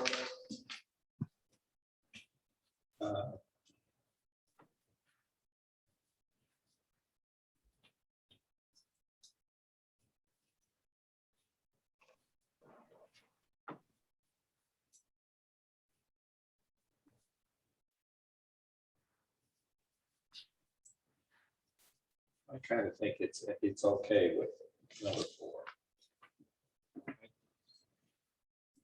So now if we did that, what we would do is we would not be, if we go this route, we would not be having them come back. Instead, what we would do is we would do sort of a combination, recommending approval, disapproval, recommending it, only keyed down to the specific findings, and send it to the city council. I kind of like that. Right, thank you. Thanks. thanks, Jenna. So, I think have we had enough discussion? Our attorney down there. Mr. Chair, just so we're on the same page, bear with me. With regard to 8.6B7, the PUD findings, can you go through those one more time? Okay, Because there's 3 sections here, and we talked about yeah, there are all 8. 3 of them, but There's 5B, okay? So finding number 1 is no, because You just asked about 6B though, right? Yeah, I don't 6B, need, yeah, 7. we don't need to go through the sub process. So I've it's the got second group. those. Yeah. Just the planned unit development Oh, okay. and the second and third categories, I guess. 6B, And make sure I'm on the same page with you if you're gonna, we're gonna make a motion. finding number 1 under that, yeah, they, as far as we know, they can do it in 2 years. That's a requirement the way it's written in. So that particular, finding number 1 under that one, if they're okay, right? Finding number 2, that can exist as an independent unit. Well, there are only 2 units, right? And they could behave, they would survive if you didn't have one of those. So they're okay with Not that, an issue, right? right? Finding 3, the streets and thoroughfares are okay with that, right? Finding number 4. It's sort of not applicable, and that's what they Yeah. say, that's what the staff said, it's not applicable. Right. Finding number 5. Thank you. I mean, With PUD and adopt policy. I think we're all, I mean, we just agreed to pass the previous one. So Pardon? I'm sorry. I mean, I'm just looking at the clock and I'm 2 hours ahead of you guys. So my apologies for being sleepy and cranky, but we just agreed to pass the previous one. I'm sorry. I'll be Yeah. quiet. Let me address that a minute, what I think, and correct me if I'm wrong, except for Commissioner Wild, Correct. right? Right. So the rest of us said that first, if it's a larger development, they had a variety of types of housing based upon it being 1-room apartments, okay, that had an office with them. They had 2 bedrooms and 3 bedrooms, some of them with offices, some without offices, and some of them having access to the garage out to the street and that. So we said that was enough in our minds to satisfy the requirement of variety of housing. Though if you were a textualist and that went exactly what the wording said, you might disagree. But 4 of us, right? Is that the right count? 4 of us said, yes, that was enough. So I sort of think we ought to put the other one that we already did aside. And I'm happy with what we decided to do. And that's not the only reason, but it seems in my mind that what we decided was different. But on this one, there's not enough variety. There's not variety here. There's only 1 unit that varied just a little bit, and it's got a little different floor plan. And so we're saying it doesn't meet that. So what we're trying to do here, as suggested by Jenna, is not just say, well, having a motion that says we disapprove it, or make them go back and totally come up with another thing in 30 days. We're trying to fix out that part of it that we would, if we could get a motion that enough of us passed it, it would send it on to the city council, where they would make a final decision. So I don't know if that helps, but that's what I see. The fact that we made the last one was a different application. It was a different number of units. It had more space. And it's not as small and constrained as this and what they can do.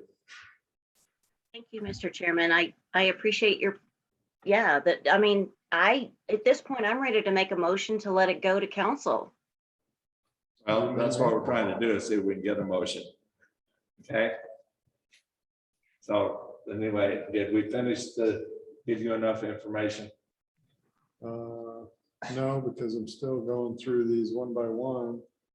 If we're gonna, I mean, if we're doing this, let's do it. Let's make, Exactly. let's go through every finding Okay. and let's give the city council what All right, they'll so what need page to are you narrow on? it down. So in the third category, conditional use. Development is compatible with surrounding uses. Not appropriate for the location.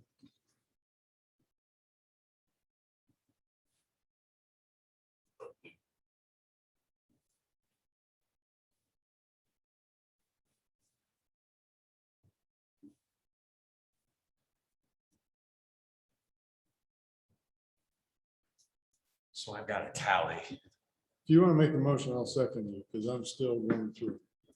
Well, I'm not finding anything in 6B-2 that we need to call out. But I've got, so 1, 2, 6, and 5B-5, and 2 and 5 only in 6B-7. But like, Okay. I'm open to I'm only one different than you on the second category, Okay. so go ahead.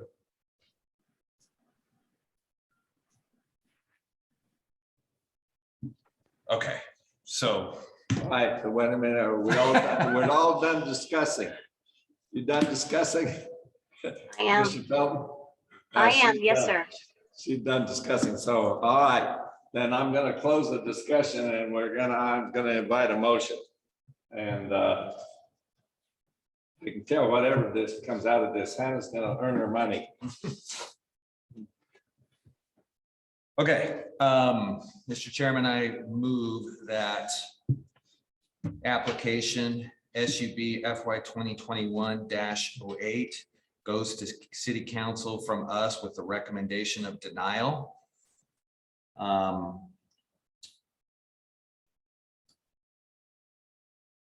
Specific call outs from code findings or our findings from code, so 8-5B-5. We are denying for findings 1, 2, and 6. And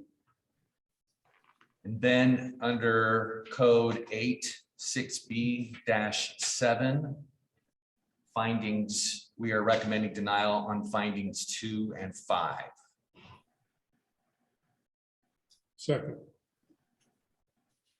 Okay. Do you second that? All right, so then, is there any further discussion necessary? Mr. Felton? No more Nothing. further? No more No. discussion, anybody else here? That being the case, I'll call for the question, all in favor, indicate by saying aye. Aye. Mr. Felton, you said aye, Yes, aye. and the chairman votes aye. Anybody opposed, nay? Hearing none, then the motion has been approved. Motion has been approved the way that we spin it. All right, thank you. And thank you for pursuing this out there. I'm going to take a 10-minute break here to give us all a chance to go to the men's room. And the ladies can go to the ladies' room.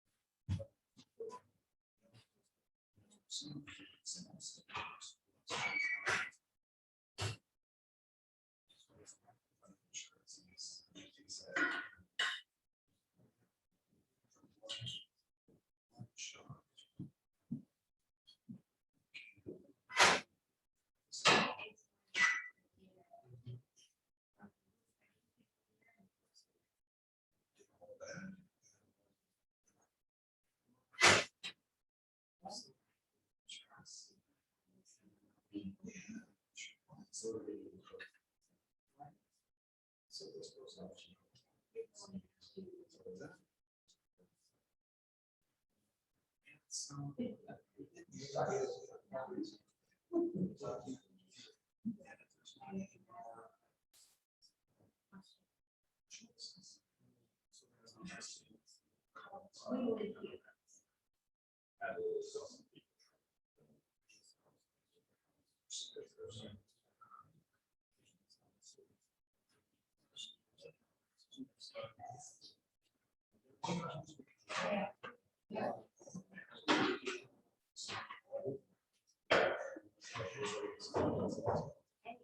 would be good.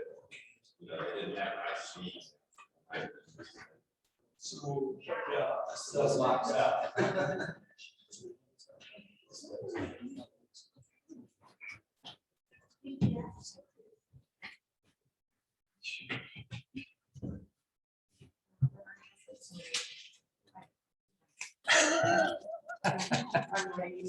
We need to give Flesh. your assistant should get a bonus for what she has to do. But that's fine.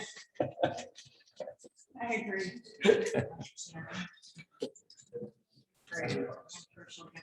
Thank you for. So the reasoning for that, I don't think that I was very clear on the conclusion, that's the conclusions of law in every standard.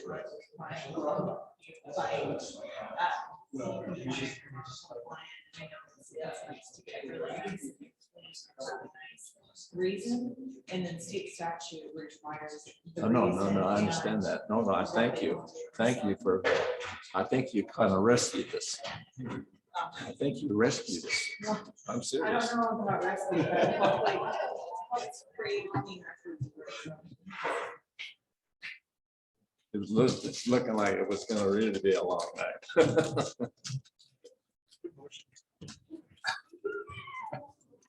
I was gonna butcher it worse than that.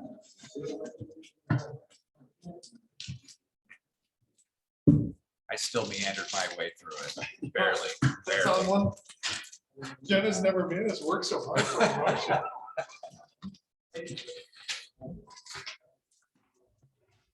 All I right. think that's good. I mean, the council's gonna focus on the issues anyway. So it doesn't matter whether we do that or don't do that. Oh, maybe I would hope. No, I've actually had a couple of the people on city council tell me that they actually listened to a couple of controversial ones. It's Really? what we did, yeah. So we'll see what they do. I'll be curious.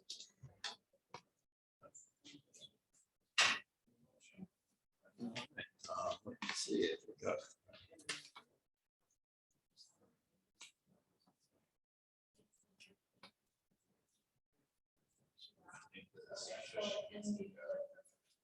You must be Jason. Yeah. I see the LSU shirt and I'm like, Jason, where's Ken? Yeah. Nice to meet you in real life. Yeah.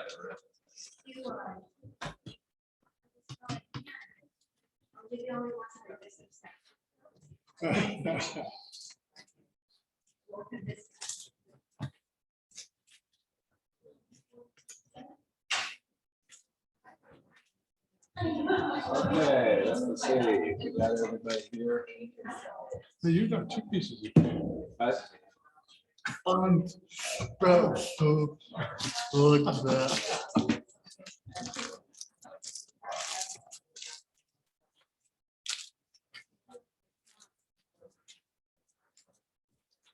All right, let's see if we want to wait a second. Jenna? And I see if Commissioner Pelton is still out there in Zoom world and anybody else for us, please. Yes, Chairman, I am here. This is Debbie Joe. I am here. Yeah, no, I can hear you, but we can't see you. You should be. I'm on video. Chairman, that is because there's a share screen right now. Oh, okay. We're on the shared screen. All right. So they can see it, but we can't see them. All Okay. right, that's good. So let me call back into session. And the next item we're gonna hear, we're down to the part of public hearing, for those of you following along in the agenda.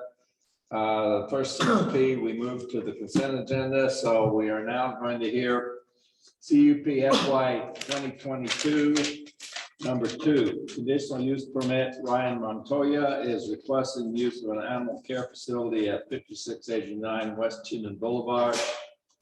Ada County assessor parcel is listed there, located in the C2 General Commercial Zoning District.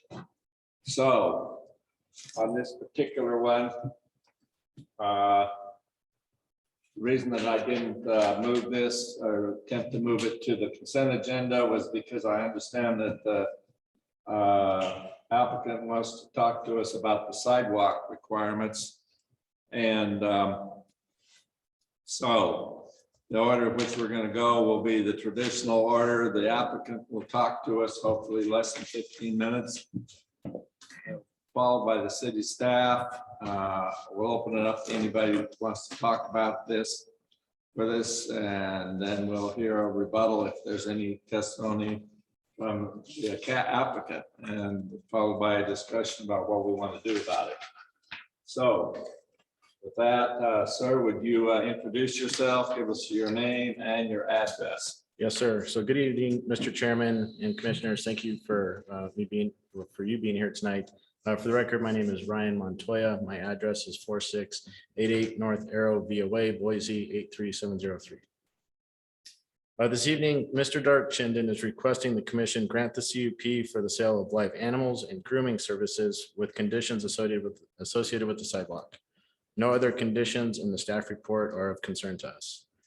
The majority of my presentation will be on the sidewalk. However, I'll begin with a quick background of Mr. Dark and the requested CUP. First, I'd like to thank Hannah for all of her help over the last couple months. Also, Mr. Dark is excited. So you got to be really careful as you talk into the microphone, because in Vietnam, I destroyed my hearing, so I really have sometimes a hard time in understanding. Sounds good. Also, Mr. Dark is excited to be opening its first Pet Supplies Plus franchise in Garden City. Two of the owners, including myself, live right up the street, as well as my mom lives right around the corner. So we're excited to call this our first store. So who is Mr. Dark? Just quickly, Mr. Dark is the abbreviation of the first letters of each of the owners' names. So Mike, Ryan, Dan, Aaron, Russ, Ken, we're all Idaho business owners. Mr. Dark owns Mr. Dark Chinden LLC, who's the building owner, as well as the applicant. Mr. Dark PSP LLC is the franchise owner and the tenant. Oh, apologies.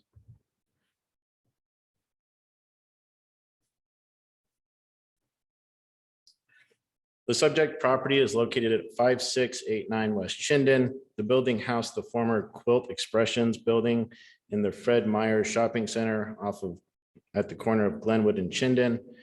The previous use was retail quilt store. It's the building 6,608 square feet. Its permitted construction we're currently in construction under a permit for the primary use as retail pet store or retail pet sales. We're scheduled to have the opening middle of December. We have between 15 to 20 employees that'll be working for us as well. That'll be a mix of part-time and full-time employees. The CUP application, again, is only for the grooming and sale of live animals component. A quick discussion on who Pet Supplies Plus is. It's a retail pet store that is built on a smaller platform.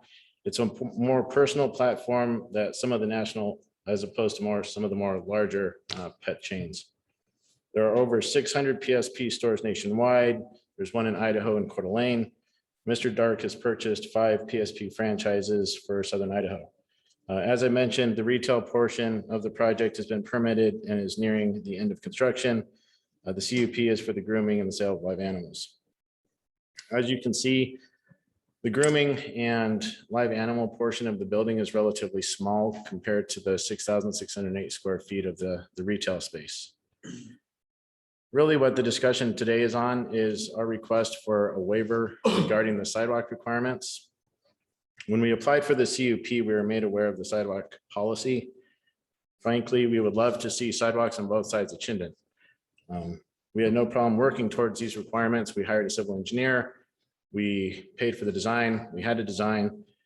When we started working with some of the other jurisdictions for the transportation department, we received the following letter. And I would like to read this to the commission. Ryan and Hannah, and this is from Jason Brinkman, Engineering Manager for ITD District 3. I understand that Garden City has city code requiring some sort of pedestrian facilities in conjunction with development, redevelopment, but ITD is not in a position to permit the installation of sidewalk in the right-of-way of Chinden or 5689 West Chinden unless a comprehensive alternative drainage solution can be provided, nor to allow additional curb or barrier on the existing highway shoulder due to drainage and other operational concerns. As it currently stands, ITD considers US 2026 Chinden highway shoulder pavement outside of the solid white line to be a shared use bike ped facility. In the future, ITD is willing to work with Garden City and ACHD to upgrade and better delineate the pedestrian facilities along Chinden. However, this sort of upgrade has wide implications regarding maintenance of curb and gutter, sidewalk, inlets, drainage, and even the roadway itself. Generally speaking, the type of pedestrian facility upgrade being sought cannot be accomplished on a property owner by property owner basis unless or until a broader framework and design plans are accomplished. For this reason, ITD supports precluding specific pedestrian improvements at 5689 West Chinden Boulevard at this time, and instead would propose to move forward with discussions with Garden City and ACHD on a broader plan for the corridor. And then the last paragraph is just copying who should be involved in that discussion. After receiving the email, I prepared the waiver to staff. I'll mention that when I wrote the waiver, I was not sure of all the alternatives that would be in the staff report. So the waiver requests no sidewalk. However, in this presentation as provided in the staff report, we support the painted pathway alternative for the reasons that will be discussed herein. The staff report provides for other alternatives besides a sidewalk in the right of way. That includes a detached interior sidewalk, protective curbing along the right of way, which is also discussed in the email from ITD, and then the painted path along the right of way. As you can see, here's the portion of design that we had performed for the sidewalk in the right of way when we thought it was going to be as simple as just getting a right of way permit and installing it. I did provide the commissioners with an exhibit. This was exhibit 4 in the waiver that I provided, so it is in your documents. Staff indicated that an alternative to the sidewalk in the right of way is a sidewalk that traverses outside of the right of way, interior to the site through the existing parking lot and landscaping. Unfortunately, it is not that easy. This is a building that was built in 1999, which means that there is a lot of things that are existing that are going to be in conflict. The alternative sidewalk has never been contemplated in the original design and construction of the building. So in order to help you understand the complexities with this, you'll see that the first bullet point, so removal of existing landscaping. We're going to have to come off of the entrance into the shopping center. There is a utility vault that's housing fiber optics surrounded by bollards, a fire hydrant, and then the marker for a telecom easement that traverses along the property line. The sidewalk will run along and basically above those bollards, but between the pylon sign, which will remove all that existing landscaping. So if you can see where my cursor is pointing, it will then run inside of the curb along and on the parking areas, through the parking stalls, through grass landscaping, and to the property line. What this will affect is the parking as well. So there's a parking space that will be lost here. There's a parking space that will be lost here. I do understand that some of the considerations is not lost for parking, but you'll see that that does have other effects. It'll eliminate a handicap parking stall. So we just got done pouring this ADA ramp where you can see the hash marks. We were designating the parking spot right above that as a passenger unloading area for handicapped vehicles. That will no longer be available. It'll change the turning radius. So you'll see that when we put the sidewalk along and inside of the parking area, all of the parking spaces will effectively have to move 5 feet. We haven't checked with the local fire district, but we would say that that could be a potential issue as well. There will have to be new installation of curbs and gutter. So we would have to remove these curbs, put in new curbs, as well as new landscaping to infill that portion. And then also on this area where it's going to affect this parking spot, because we don't want the travel to be into or into the back of a vehicle that's now protruding out into the drive lane. This will also include revised striping. There will be relocation of irrigation valves. So it's hard to see in the document, but along this sidewalk area, there's existing irrigation valves that will have to be removed and moved. There will be, is one of the biggest challenges is going to be that the sidewalk is actually going to be in the telecom easement. So you'll see that there are triangles within the document, and this was an ALTA that was performed for our purchase. It's identifying a 10-foot telecom easement. So the easement runs 10 feet outside of the right-of-way for ITD.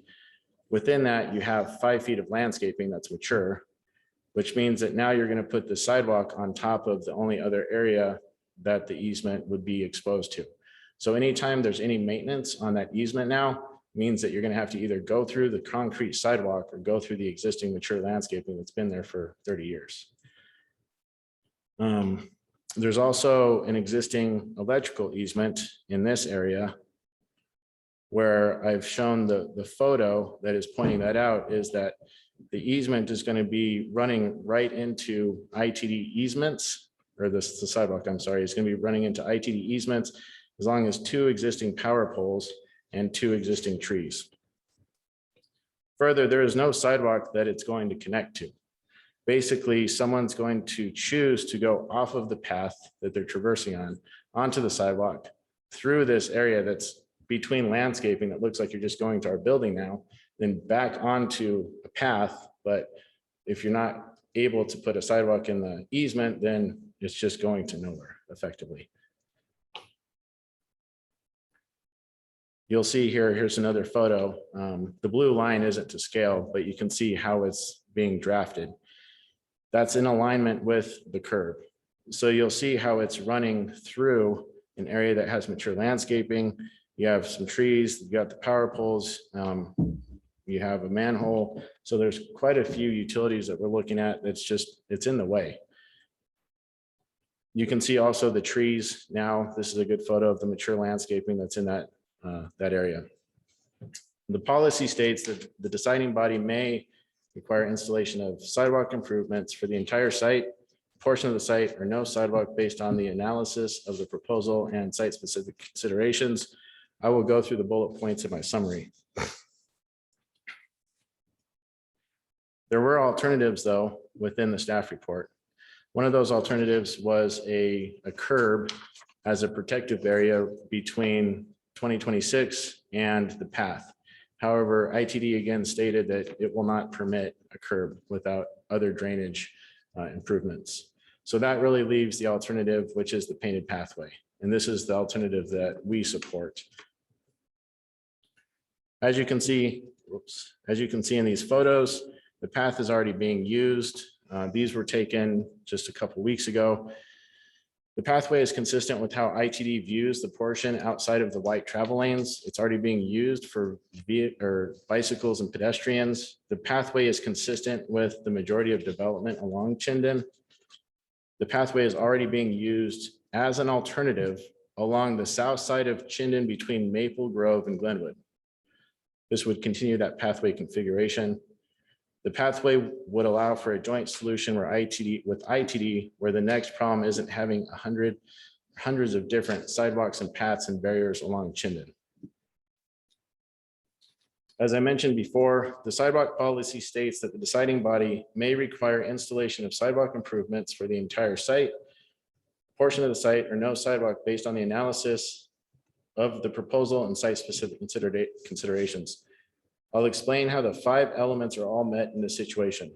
So the first requirement, the lack of sidewalk will not constitute a grant of special privilege inconsistent with the requirements on other properties within Garden City. Our response, the letter from ITD clearly identifies that the requirement for a sidewalk should not be handled on a property by property basis. The current situation along Chinden is that there is a lack of sidewalk along Chinden. The lack of sidewalk is actually consistent with all but a few properties between Glenwood and 36, none of which are actually consistent. ITD has stated that it will not permit the installation of sidewalk along the right-of-way nor curbing. This really should apply to any property along Chinden. Just as important, ITD considers the highway shoulder to be a shared use bike pedestrian facility. Thus, there already exists a recognizable pedestrian path along Chinden.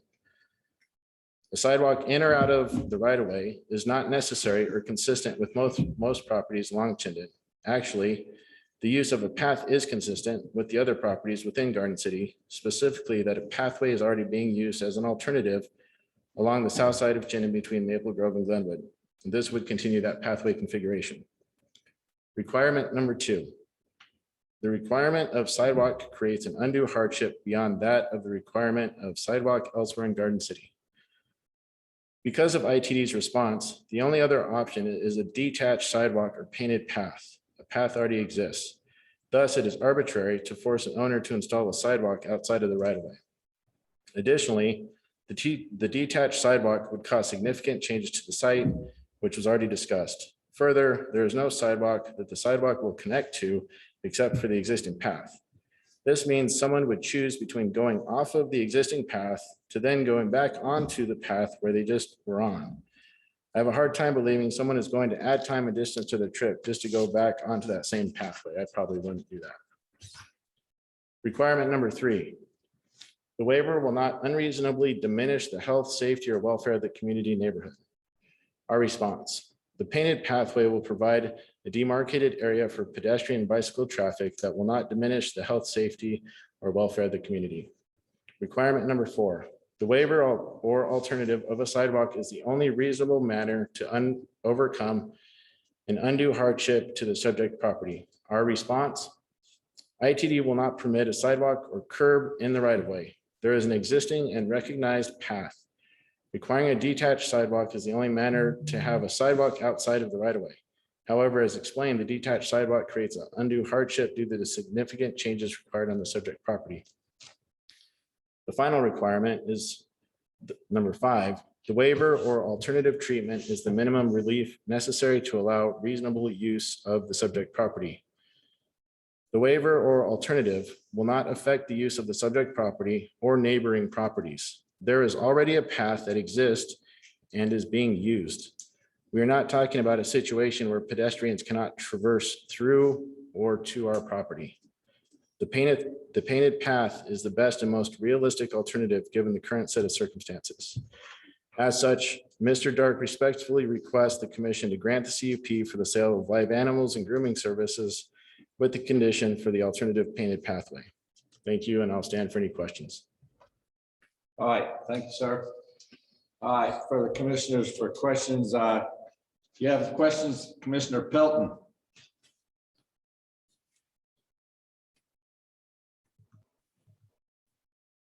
Sorry, it took me a minute. I have no questions. Thank you. Mr. Rasmussen? I have a couple of questions. Thank you. First of all, a clarification maybe. I think, and I don't want to put words in your mouth, but so tell me if I'm wrong, but I think you said ITD is not in a position to permit the installation of the sidewalk and the highway right of way at the address of the, is that correct? Yes, so there was 2 emails from ITD. This is the most recent ITD letter that said that it is not in a position to permit the installation of sidewalk in the highway right of way at 5689 West Chinden Boulevard unless unless, a comprehensive alternative drainage solution can be provided. okay, so they will approve it. We just, there just has to be a drainage plan formulated. Correct. And Okay. that, and so one of the emails that we did receive from ITD said that it's going to have to take the runoff from the road. And it can't pool because we're right at the corner of Chinden and Glenwood. We can't cause safety issues. So that means we're gonna have to divert and cause drainage interior to our site. And so it's not a large site. We don't have a whole lot of space. As you can see in this photo, this is what we're working with right here. Right. And so this is parking lot. You have the drive entering in. So right now, what's happening is the water is shedding into this area that's being treated as effectively runoff, an area that's naturally draining. And you can see that as well right in this photo, where this is the area that's collecting all of that water. Right. And so the same situation exists along the property to the east, and this is right in front of Fred Meyer. Okay. So you have the Wendy's, and it's just collecting right in this area. Okay, okay. Thank you for that. And then on the detached sidewalk, he showed, if you can go to the picture where it shows the side of your building, that one right there. Yep. What's, first of all, and it's in the report, but I couldn't find it quickly. What's the detached width of the sidewalk? Is it 5 or 6 feet? As far as I know, it's 5 feet. Okay, so what's the width between your building and those trees and the poles and the utilities? So if, what I'm getting at is it possible that the sidewalk could be right up against the building? It's possible that the sidewalk could be right up against the building. Again, we're permitted in construction. The only concern that we have with that is that's an area that's been allocated for a dog run. So Okay. their customers can use that area. So Okay. you'd effectively be having to push the dog run outside and closer to the street, which we have concerns with as well. I understand. Okay, thank you for that. Then the last one is, if the sidewalk were to be built, the detached sidewalk were to be built, have you looked at angled parking spaces in that area where they would come out instead of having them come straight out? I know it would reduce the amount of parking. I get that, but I don't know how much without trying to, I don't know how much it would, but it seems like if you angled them, that would give you the more space so that, you know, the drive-through in the parking lot Yeah, would be so, adequate. and I appreciate that. Thank you. So the only concern with the angle is you're probably right that that would help alleviate some of the parking restriction up in this area, especially if you angled it in this way, so you could That's right. back That's out. The only concern that I would have is how you're backing out in these probably 2 spaces, just to make sure that you're not backing out into a parking spot. fair enough. But Okay, thank you. That's it. That's all I had. Mr. Pownds, No questions. Mr. Wild. One quick one. At the very west end, what would the painted sidewalk connect to? the Is painted, there any, there's no sidewalk at the Fred Meyer site, right? no, correct. The closest sidewalk is the Nelson RV. And Nelson RV has painted to get from the pathway onto its property as a detached. And then it's a sidewalk that then traverses their property interior and then bumps out. I did go by and look there, and to be honest, I can't imagine anybody actually using it, and Yeah. people are actually parking on it, so. Thank you. Okay, I have a question.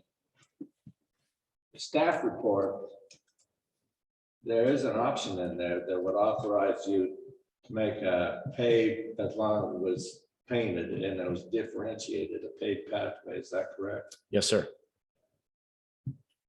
I'm not sure if I followed.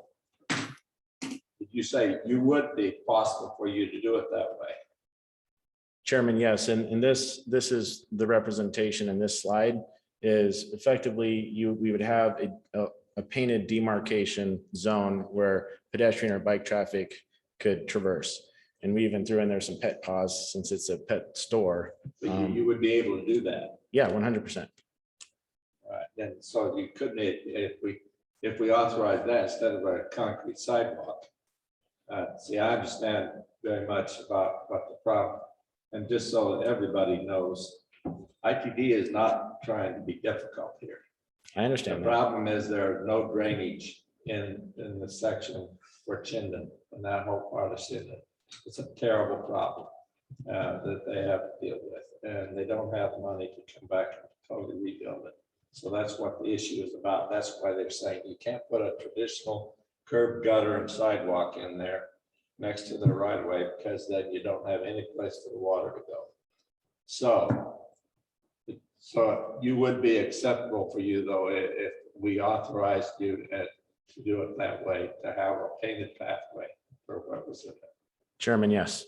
All right, thank you. I would like, we'll get Hannah up here, and she'll give us a presentation, please.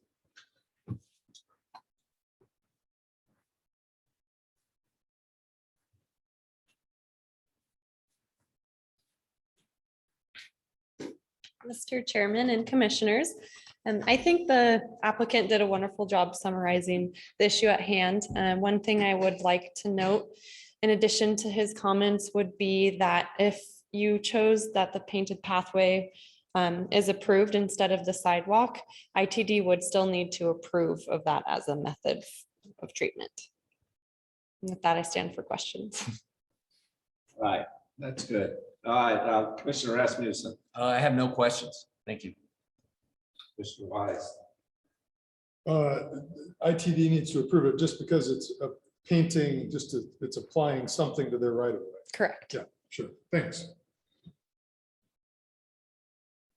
Mr. Pounds. No quote.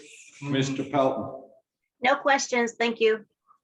I'd say more of an observation, but I'll put it in the form of a question. That's what we're supposed to be doing here. And I'll get a chance to verify this when we get the applicant back up. But if you did that, when they went into ITD, they would have to put some kind of a curb, but it would have to have breaks in it, like what is adjacent in the area that's adjacent to that already, right? Is that correct? They would not have to put in the curb, the separated curb that was Oh, they would provided. not. They would not have to do that. ITD did come back and comment that if the applicant were to put in that curb, even if it was separated, the applicant would still have to install drainage solutions. Okay. All right. I think I understand what you're talking about. Thank you. Thank you. Okay. I'm going to now open it up to a public hearing for any comments that we have from the public. Did anybody sign up? I take it that nobody out in the audience wants to talk about this other than the applicant. And how about Zoom World? Okay, there's not anybody there, so we want to close that. Well, no, I won't close it. Republic is part of it. So, so you get an opportunity to come right back up here. And if there's anything else you wanted to comment on that was prompted by this, and then we might have some more questions. Nothing further. Thank you. If you think we've covered it. Yes, sir. All right, commissioners, anybody here in the commission here have any additional questions? No, Mr. Pelton? I do not. Thank you. No, It was no, a very I thorough, I was just going to say, it was a very thorough presentation and I thank you. I'm not sure if I understood. She just said it, thanked him for the thoroughness of his presentation. Oh, okay, yeah, thank you. I have a question. I still got to answer for a question. So you understand what's saying there, that if we were to grant this, the pathway option, and that's what you indicate you would like to pursue, the requirement for you still have to go back to ITD. Chairman, yes. Okay. To get approval, what you're going to propose, where it would link up, I guess that's my question. And so you understand that, right? Chairman, yes, it's my understanding that we will have to go back to ITD for anything that we do in the right of way. So we will be required to get a right of way permit, correct? Okay. All right, thank you. Thank you. All right, that being the case, I'm going to close the public hearing portion of this, on this decision, and open it up for discussion. So we'll start with Commissioner Pelton. What are your thoughts? Yes, I am just so excited that this facility is going to be utilized, and that it's obviously going to be used for pets. So being an advocate for animals, I thank you guys for coming in, and I believe it's a very thorough presentation. I've read over all the documents, and due to the circumstances, I am willing to vote this forward. All right, she's in favor. Commissioner Rasmussen? Certainly when an applicant chooses to do business in Garden City, I'm happy and excited about that. I am hung up on this sidewalk thing though. The painted sidewalk is not protective. I know people are using it now in the pictures that he showed, but it's not as on Chinden Boulevard. That's not a safe solution in my opinion. And putting some paint on the roadway does not help for pedestrians and bicyclists.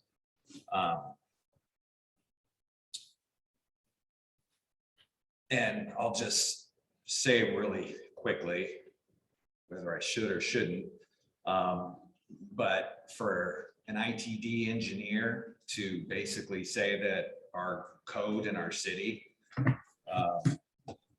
we're doing it wrong by how we're executing our sidewalk policy. I think, we're doing that because we need to have more protective thoroughfares for, I think, pedestrians and bicyclists. And Chinden is a classic example of in our city where this needs to be improved.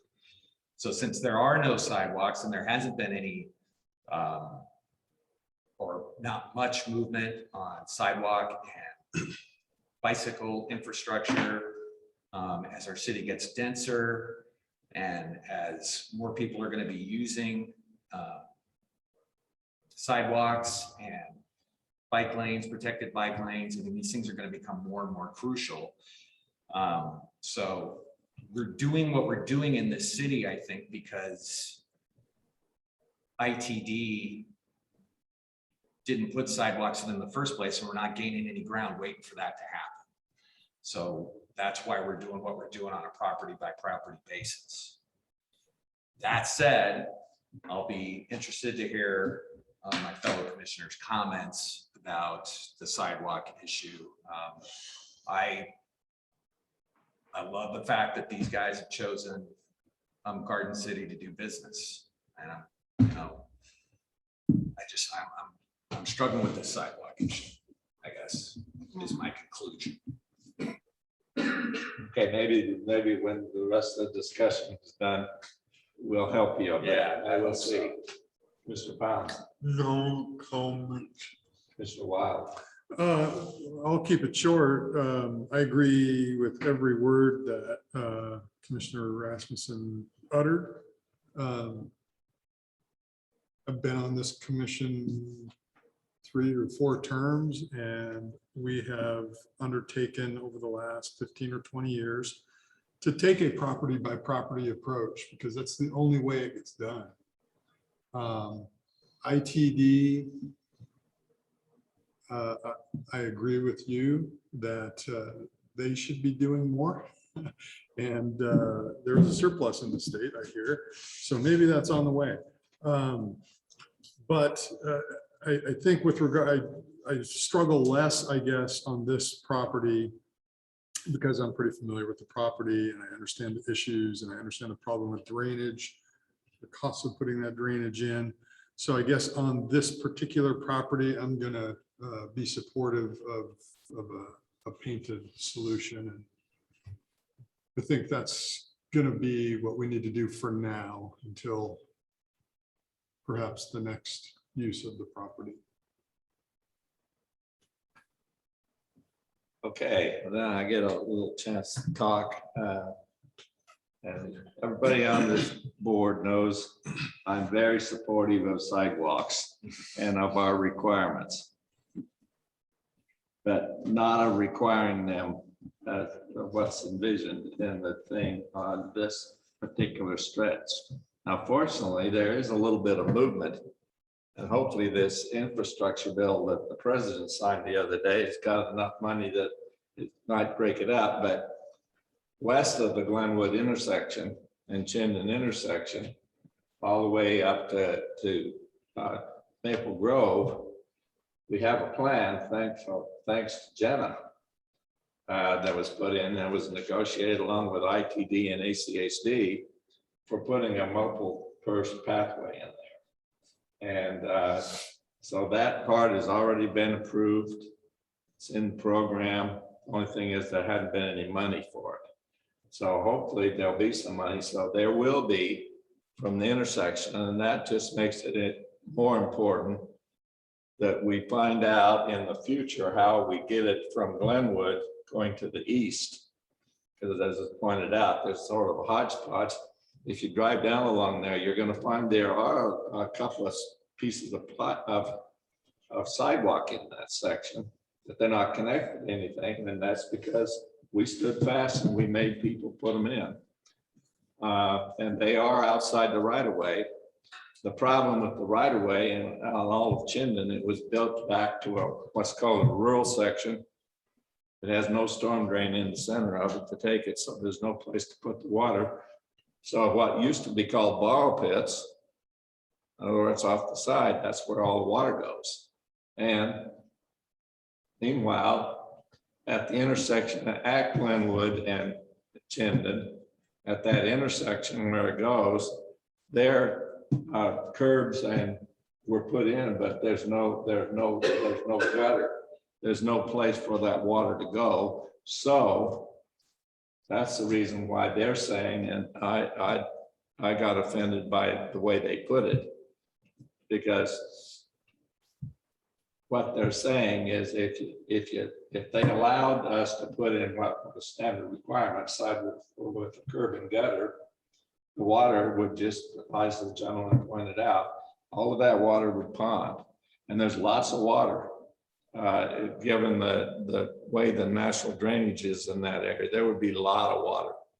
So it would be really prohibitively expensive, in my opinion. And I say that with a lot of knowledge about drainage. So that can't be allowed, and I understand what they're saying. And I understand the problems with putting a regular concrete permanent sidewalk back on their property, where there is, and what that would do. So what I'm saying, the long-winded thing, is I'm supportive in this case, allowing them to put a painted pathway in there. At least we have that place that could go there, makes it a little wider than what's there, which is right now is nothing. And so it gives a little bit more space, and then sometime in the future, hopefully there'll be enough money, but in order to put curbs and sidewalks all along that whole stretch, all of that piece of Chinden is going to have to be rebuilt. And they're going to have to devise places to put the water, and that'll be really expensive. So my thoughts are we should have put the wording in that allows for that, and we ought to recommend approval. It's not recommended. We do it. We're the deciders on this one. Okay. So that being the case, I think we had enough discussion about this, and I would ask somebody to come up with a motion, please. Mr. Chair, I'd move approval for CUP FY 2022-2 conditional use permit for an animal care facility at 5689 West Chinden to include a requirement under the general conditions of approval. Number 11 is for a 5-foot wide painted. There's a missing word in number 11, a 5-foot wide painted walkway, I'll call it, to be constructed as a temporary sidewalk in lieu of curb gutter and concrete sidewalk, with the pathway to adhere to those standards set forth in 11. A second. I second. All right, then moved and seconded. Anybody want to discuss this any further? Saying none, I'll call for the question. All in favor of the motion indicate by saying aye. Aye. The chairman votes aye. There being nobody to be nay, so it's unanimous. And so that had been approved. Thank you. Comment, I'm not feeling well and I need to see what can I do that? Sure. Okay, thank you. Okay.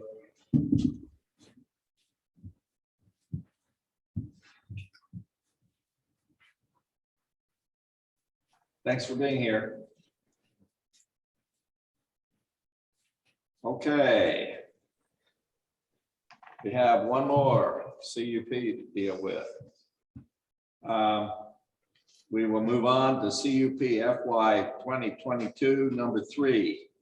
Conditional use permit, Jeff Hatch with Hatch Design Architecture is requesting the use of a vehicle service and service provider at 6845 North Gardner Lane, County Parcel, and its number is there on the thing in the C2 General Commercial Zoning District. Because we're the final decider on this, and because of the nature of it and the fact of they just had on the 15th, the design review committee, I'm going to vary from the normal sequence. The first part will be Hannah. Will be called by the presentation by the applicant, which Hannah's going to ensure that she brings up some issues that have to be discussed by us. And I would ask for the applicant to address those as much as possible in this presentation. Then we'll open it up for any public testimony, followed by a rebuttal testimony from the applicant, and then open up for discussion and decide what we're going to do. And since this is a CUP, we are the decider on this. And that being the case, I would like Hannah to come up and give us this staff report.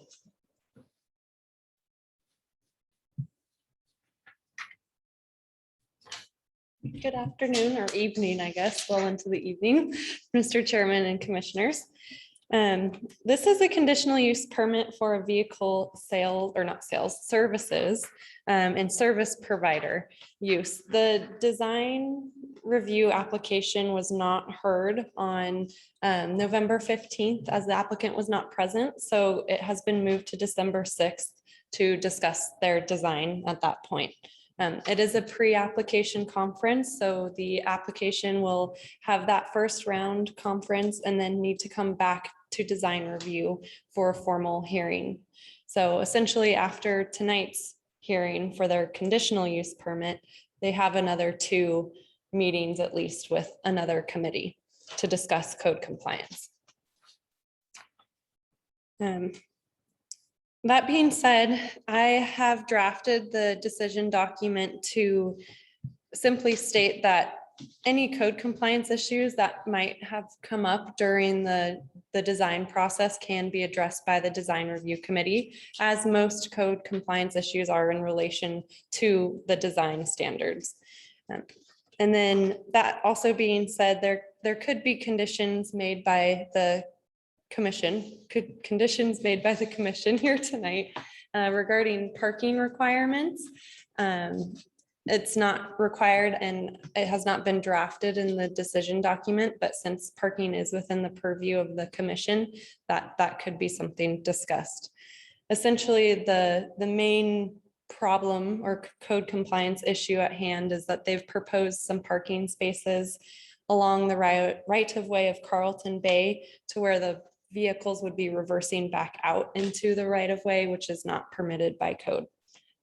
Other than that, the rest of the design standards are up to the design review committee to determine. With that, I stand for questions.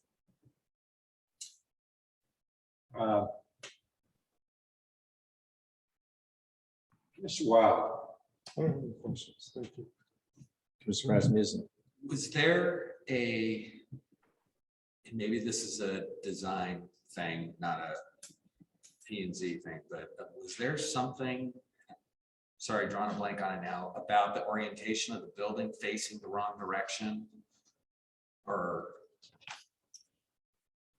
It depends on how you interpret it. That, like, either way, they are in a corner. So they have addressed their internal parking lot more than they have addressed the public realm because they're on that corner. They have access from all three directions.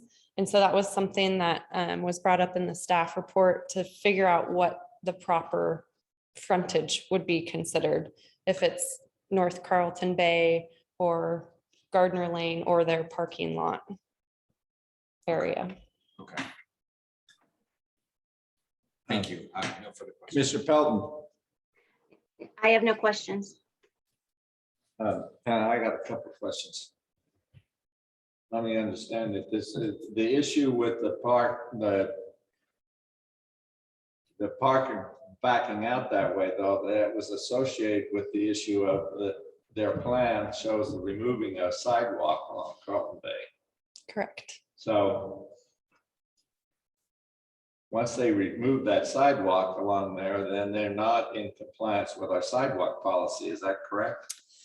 Yes, so what ended up happening, Mr. Chairman, is that they removed the existing sidewalk, replaced it with some diagonal parking spaces, and then replaced the sidewalk more towards the building. So in effect, they still have a sidewalk, it's just not in compliance with our sidewalk policy because they've placed parking spots there. So are we the body or the design review committee, the body that's got to deal with parking spots, not them backing out into traffic? Technically, both of you can have those comments and make conditions based off of the design.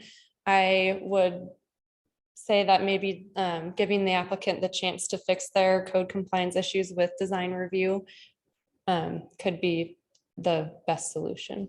In other words, you're saying that we could condition it, we could approve it with the condition that they resolve this issue with the design review committee, and it would make it so that there is a mechanism where we could move it along, right? Correct. But we would still be assured that that would have to be addressed. Yes, and that has been conditioned in the decision And that is the way document. that it's written. Not specifically, I can read it exactly to you. So under prior to occupancy on page 7, it's conditioned, number 3, the site and building must be constructed in accordance with the approved design review file DSR FY 2022-0001. The associated design review application shall resolve code compliance issues regarding Garden City Code 8.4I landscaping and tree protection provisions, 8.4E transportation and connectivity provisions, and 8.4D parking and off-street loading provisions. So 8.4E transportation and connectivity would address the sidewalk. And by generalizing 8.4E, every subsection under 8.4E would have to be addressed. And then the 8.4D parking and off-street loading provisions, that's again a generalized main section of code where all the subsections would have to be in conformance. Okay, thank you. And I have one more question. I'll speak super quick. would parallel parking, granted, that would lower the amount of parking places and the applicant may have an issue with that, but is parallel parking against code in that section? Not necessarily, it depends. So how they have proposed their diagonal parking is, from what I understand, internal to the property. Okay. Which is allowed. If they were to keep the site as is and propose parallel parking in the right of way, we wouldn't be able to count that towards their parking requirement. Okay. Okay, thank you. Okay, thank you. Thank you. I'm going to open it up for a public hearing portion. See if there's anybody in the audience. Anybody sign up? Chairman, none are signed up. I don't know that we had a chance to hear from Pardon? Applicant, applicant goes. You didn't give the chance for the applicant to address. Oh, yeah, that would help. Just because we flipped. I'm trying to push it along too It's fast. late. Yeah, how about the applicant? Is the applicant here in the present? There you go. You get your chance. I'm sorry, I apologize. That's quite all Been a right. long night already. It has. Jeff Hatch, Hatch Design Architecture, 200 West 36th Street in the fabulous town of Garden City, Idaho. Can everybody hear me? A little bit more? Is that better? Just talk. Yes. Thank you. Okay.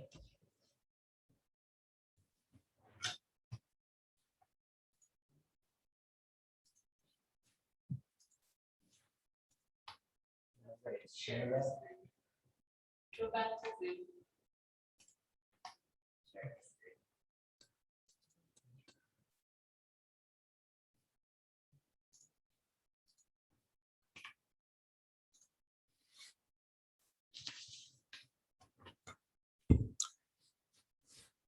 Good evening, Chairman Brown and Commissioners. Thank you for your consideration of our conditional use application this evening. This application was actually heard about 2 years ago and approved by this commission. The same use, same building, essentially everything's same. The owner has let that condition of approval lapse, which brings us to the meeting today. A lot has changed in construction, supply, availability of means and methods, as well as our community. The uses and demands for this type of service have changed, which really were reflected in site-related elements and some aesthetic cosmetic things, which are, in our opinion, we agree wholeheartedly with the staff report. I think Hannah did a great job and feel that really all the concerns could be addressed from the design review standpoint. But with that, there were two elements in staff report after reviewing that and discussing with her that I'd like to elaborate on just to, because they do relate to this commission. And we still have to, obtain the discussion and approval for that service provider.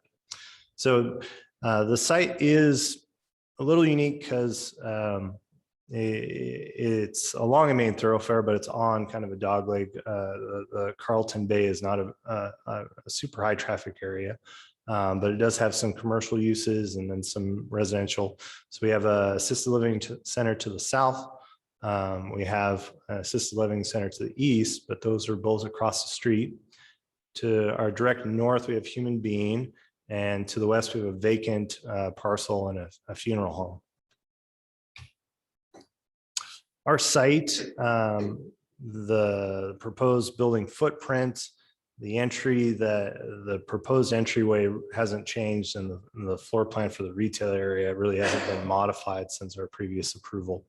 The changes really incorporate some adjustments to the parking arrangement and access to this facility. One of the biggest concerns that the owner had in discussing with kind of local fire jurisdiction, we had this kind of weird diagonal access for fire engines on our previous one, and they just felt like it wasn't necessary. It kind of leaned more towards the residential area. And so we kind of cleaned up some of the concerns that we saw from municipality and also just being sensitive to our neighbors. It's kind of the key concerns there. In regards to the parking and staff comments, one comment was a deficiency in a tree on the southern property line. I feel we can address that with design review, and we feel that we can achieve that tree. The question or the concern for parking is kind of two things. One, if design review or this commission deems it unnecessary or that you just simply don't want the parking along Carlton Bay, we can eliminate that and still satisfy the required parking on site. So we're not requiring any variance or waiver or anything of that nature. The current facility that they have in Meridian has used 2 standard parking spaces and 1 handicap parking spaces for years before they ever decided to, acquire additional land and put another portion of parking available. So right now we have 11 on-site parking spaces. We're required 7.5. So we have more than enough for this site. So just wanted to kind of address that, kind of taking that parking concern off the table as far as something that's required. It's more of a discussion piece with you, but also with design review. We want it to be safe. We want it to be something that ACHD reviews and approves and processes and agrees with. And if there are concerns, we certainly want to make sure that safety is a priority. Comment about bike rack, we'll add a bike rack. We have no problem doing that as well. Currently, the pedestrian access for human being is taken off of State Street. And then we initially are proposing to connect that through to our main entry. With design review, they in the past have interpreted that in a range of ways. Sometimes we have to add more access points and more pedestrian access, other times not. So we feel that concern will also be addressed during design review. It's the floor plan, which again, the retail area and entrance are almost exactly the same location.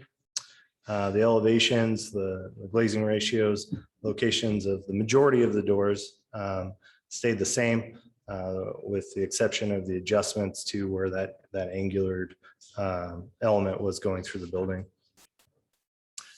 So as far as parking, we feel that we satisfy that, and it's more of a concern for coordination and interpretation of the Carlton Bay concerns.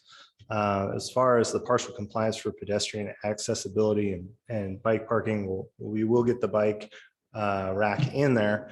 And then the interpretation from either you or design review as far as if that existing pedestrian public access to human being and clearly striping, which we are proposing to our entrance, is sufficient, or if we need to add some additional ones, we can certainly do that. As far as the landscaping, adding that additional tree so we can be in compliance. And then with the considerations of the review of that parking to the south, we'll be able to address any concerns with landscape perimeter, again, proposed through design review. So with that, I would just close by saying, the last time I was in front of you guys, and I'm a little disappointed personally that Commissioner Pounds had to leave because he was a little stern with me because he wanted to challenge us not to come back to this commission with a pile of waivers.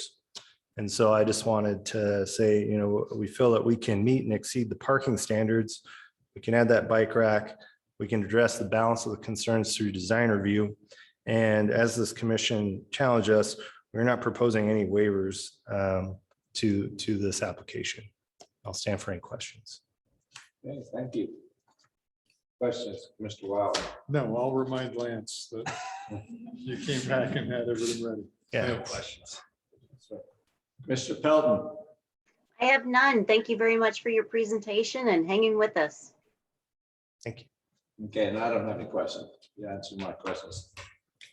So now I'm gonna quickly, don't look at me like we're gonna have a big public hearing portion, but I need to do that. I need to open it up for a public hearing to see if there's anybody in the audience that wants to make public testimony about this application.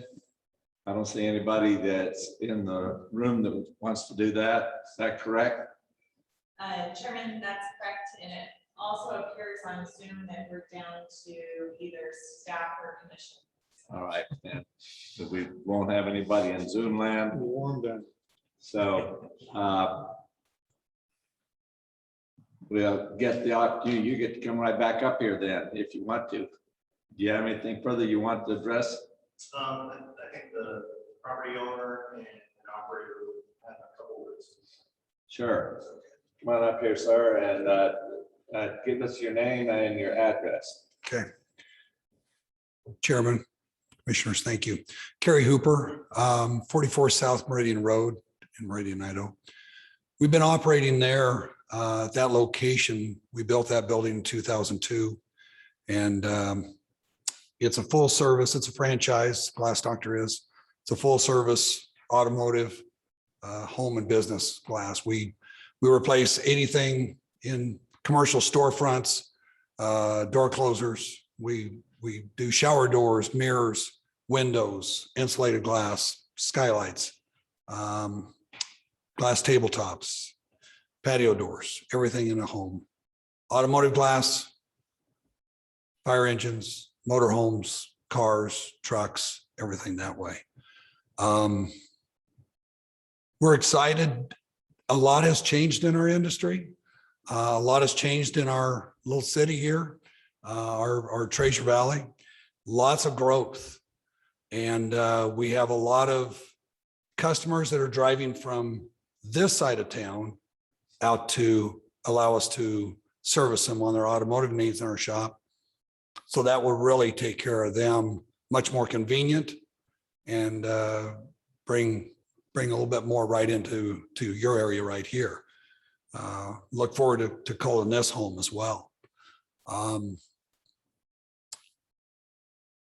Some of the things that have changed is in the automotive side, you see these commercials, whether it's Subaru, whether it's Nissan, Honda, Toyota, forward-facing cameras, lane departure warning systems, adaptive cruise control, forward braking systems.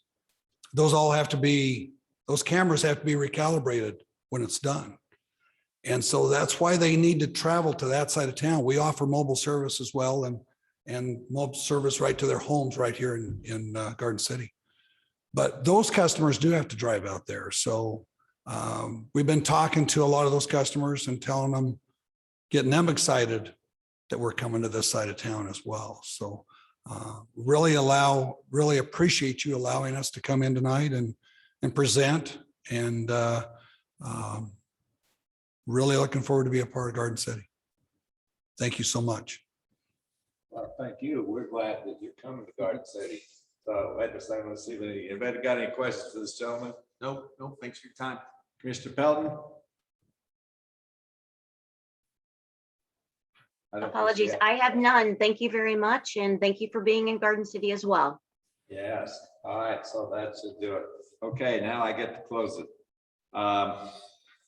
Rebuttal, and we'll open it up for discussion from the commissioners. So Mr. Wild, what are your thoughts?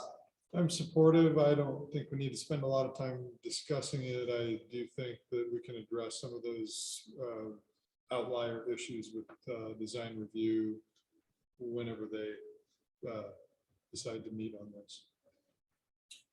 Agree, supportive, and yeah, just as long as that parking's dealt with, because I'm not supportive of that, but it sounds like that'll be taken care of. So yeah, very supportive. Mr. Pelton? Supportive. Okay, I'm with the rest of the commissioners. I'm glad to see you coming, and I'm also glad that we'll let the design review committee deal with the parking and the sidewalk issue. That being said, how about a motion? Mr. Chairman, I move that we approve conditional use permit FY 2022-3 with respect to draft conditions of approval, conclusions of law, and findings of fact. Second. All right, it's been moved and seconded. Any discussion? Seeing none, I'll call for the question. All those in favor of approval of this CUP FY 2022, number 3, as stated in the agenda. Indicate by saying aye. Aye. All right, on the chairman votes aye. It carries unanimous. Thank you. Thank you very much. Good luck and welcome again to the Garden City. We're glad you're coming. Okay, let me get some other stuff out of the way here.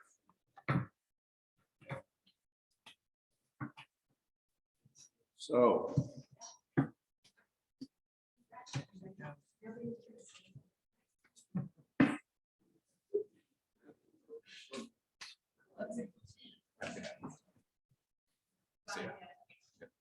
The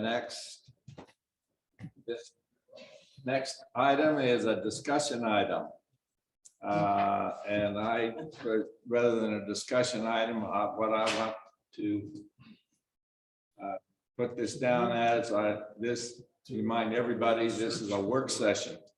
And I was going to remind the people that were in the audience that it's a work session that's designed to have a discussion between the applicant and the staff and the commission about this particular proposal.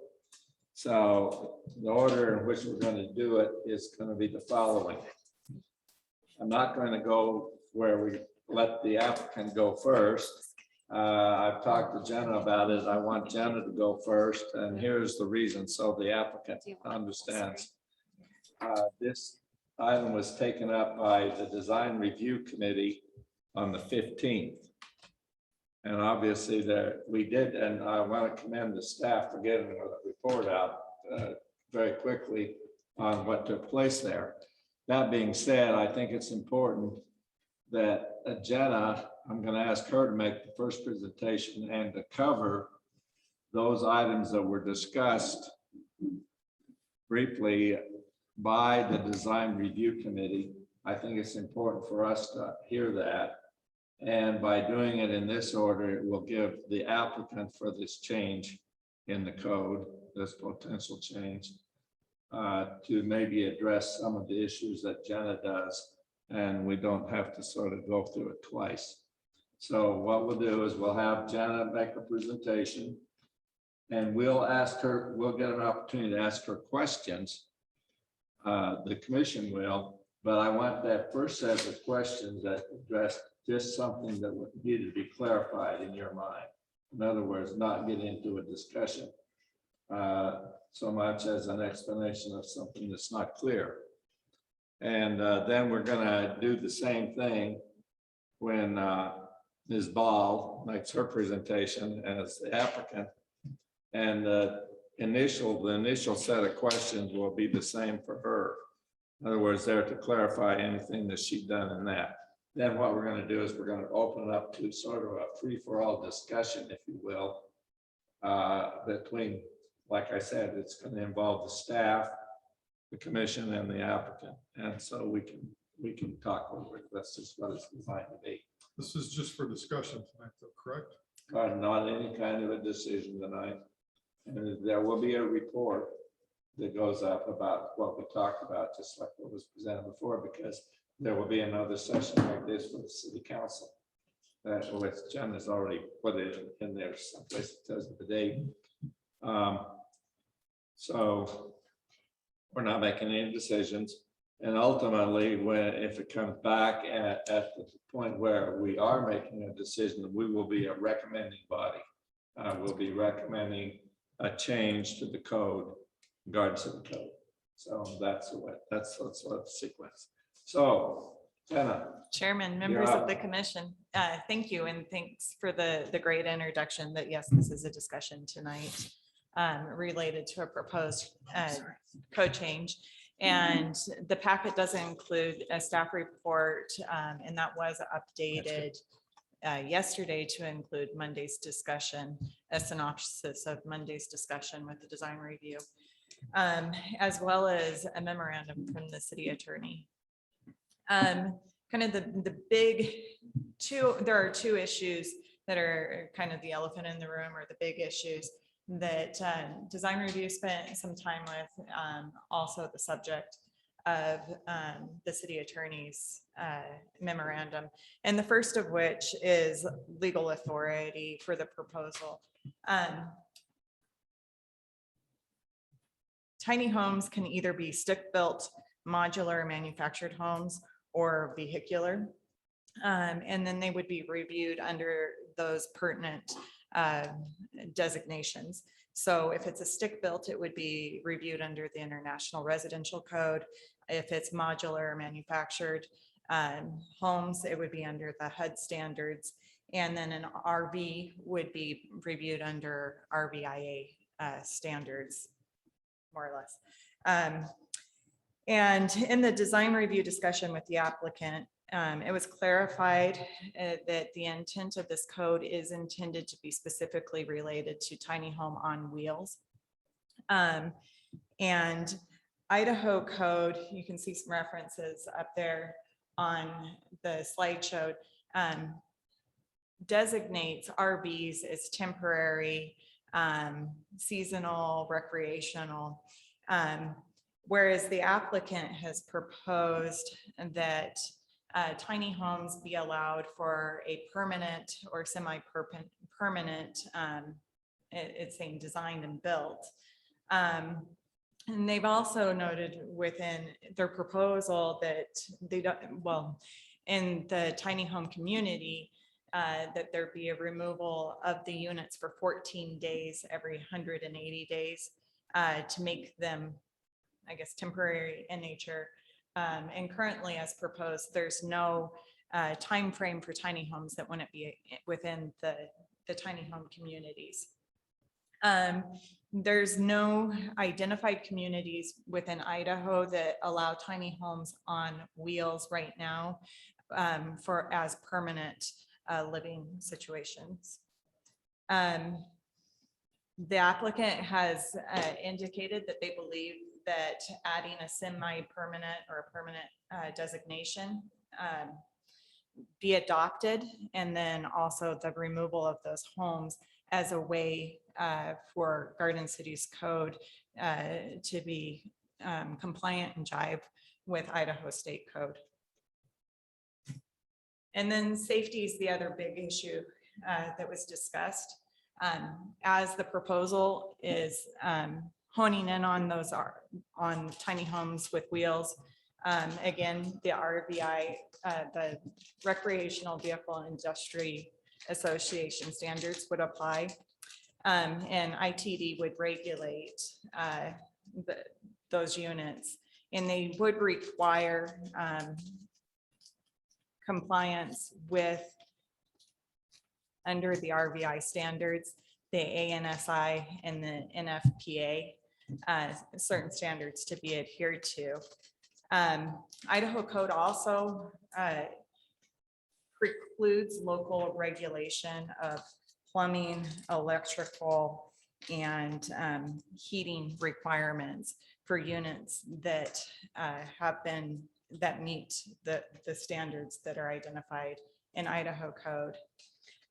The city attorney did some research in that memorandum that was provided in the packet and noted that ANSI and NFPA will not inspect tiny homes on wheels. And so his conclusion that safety standards would be very hard to come by. And so that's why this particular one is one of the elephants in the room. But if the code, if the decision makers and the recommending bodies can find that the safety as well as the legal authority are there, the other items that were discussed are now also noted as potential discussion points are definitions. The definitions as proposed, staff has noted that perhaps they could be more succinct to alleviate any need for additional definitions based off of the definitions provided, and to alleviate any inconsistencies within code. And specify that tiny homes on wheels and tiny homes on wheels communities are what are being proposed instead of tiny homes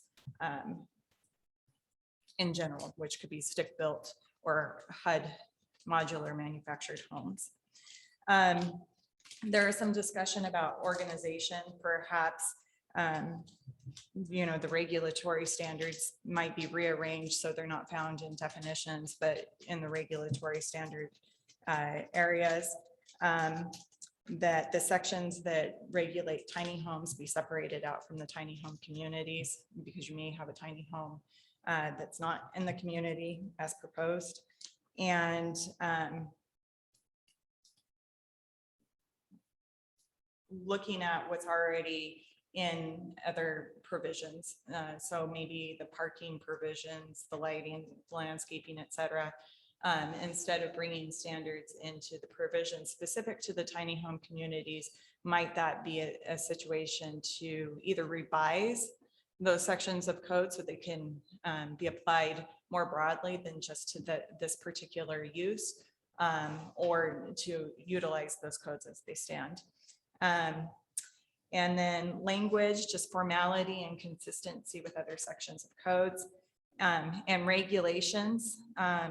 They're proposed as permitted uses in the R3 and C2 zones. And is there adequate guidance for non-arbitrary decision? Is there adequate guidance for a safe and pleasant community? And perhaps it was suggested that they could look to other codes that are pre-existing in Garden City Code for amenities and standards. And the design review committee did ask specifically for the applicant to provide example codes of existing tiny home ordinances and tiny home communities. And another item that was suggested for discussion is that this board has made recommendations on accessory units already, A2C 14, and is this the time to incorporate those changes since that section of code is being proposed to be amended? And will the prescribed practices withstand the test of time? And so within the staff report, not the design review discussion, there were some questions. Why would the city engineer review the plumbing versus being looked at under the plumbing code? And so maybe reducing the strict requirements and how they're applied, and just note that there would need to be plumbing code review and compliance. With that, I stand for any questions. I do understand that this is a discussion work session and less formal.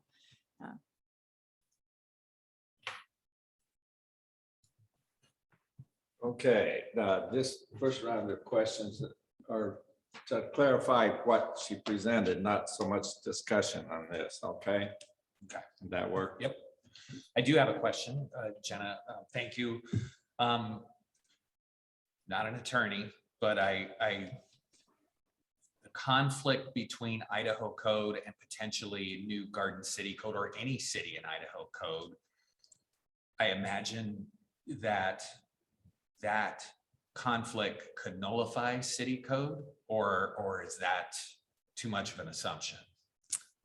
Chairman and Commissioner Rasmussen, we do have an attorney that may be able to help out, but it is my understanding, also not being an attorney, that cities cannot adopt code that's legally binding in conflict with state statute. Okay. I agree with that. Okay. Okay, thank you. I mean, it's a preemption issue. It's if the state of Idaho has adopted a law that occupies the field in a certain area, then a city or a county can't come in and write something that doesn't comport with that. Gotcha. Now, Idaho laws often will occupy a field, but will leave lots of room around the edges for cities and counties to do things. So it just depends. Gotcha. Thank you. In fact, we'll go ahead. Do you have any other questions pertinent to this presentation? But you're going to get an opportunity opportunity later on. Thank you, Commissioner Pelton. Yes, forgive me, it's close to midnight here. So, Oh my gosh. with that being said, so in the state of Idaho, is there anywhere that does permit or doesn't permit these types of tiny homes on wheels? Chairman, Commissioner Pelton, yes, there are, I believe, 2 communities, hopefully I'm not missing any, that permit tiny homes on wheels. But it's my understanding from the research that's been done and provided that none identified that permit them as a permanent or semi-permanent living situation. So like in an RV park. Right. And I read over this as a real estate agent. I mean, affordable housing is crucial. It's crucial. No matter, I mean, Larry and I have been able to travel and fortunate enough to be able to travel many different places within the United States as well as other countries. And we understand affordability is, we just have it. There's changes that have to be made. So in the state of Idaho, with the current codes and stuff, is there anything prohibiting them? I understand that there's places that they do have them in Idaho, but there's nothing that prohibits them in Idaho. Is that correct? So the question being is with Idaho code specifically calling out RVs, because they're on wheels, they're considered RVs, and RVs are temporary or recreational in nature per the definition. And so that is the big question. The applicant, in discussions with design review, believes that if the homes are removed ever so often, and there's a definition of semi-permanent that's adopted, that would allow for it to be legally adopted into Idaho or into Garden City Code. Okay. I'm still not clear on if there's a code or a law that prohibits them in the state of Idaho. I read over this multiple times and I was like, all right, we must find a solution. So, okay. I think that's everything. I think this was really cool and exciting. That's all. I have one question. Maybe you told us that it was in your report. The design review committee recommended that they return for another discussion period before they go on to do any kind of a recommendation. Chairman, that is correct. It was suggested that once the applicant synthesizes the 3 work sessions and the staff report and brings back changes, that there be another round of work sessions before going to the public hearing process. And that would include, after we're done with this is going to go to a work session or a discussion session with the city council, correct? Chairman, that's correct. Right. Well, that's all I have for right now. I've got some more when we get into the discussion. So, Ms. Ball, I'd like for you to come up. Are you going to have somebody come and help you, or? Huh? My name's this is Jason. I gotta be my wife. Is it your bodyguard? Well, in case anybody gets frisky. Yeah. Introduce both of you, okay, and give us an address. Oh, sure. Hannah Ball, 215 East 34th Street, Garden City, Idaho. Jason Jones, 208 East 33rd Street, Garden City, Idaho. And thank you, guys.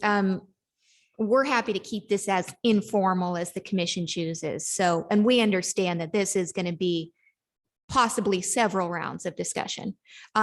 With that, obviously, I wanted to make a couple points of just kind of my theories on something of this nature. So we know a couple factors currently exist, and that's people can reside in RVs today, in an RV park. So we know that exists. We know Garden City has a code that allows for RV parks. We know there's nothing in Idaho that prohibits RV parks or living in RVs for a duration in time. That duration in time is ultimately up to the cities to choose.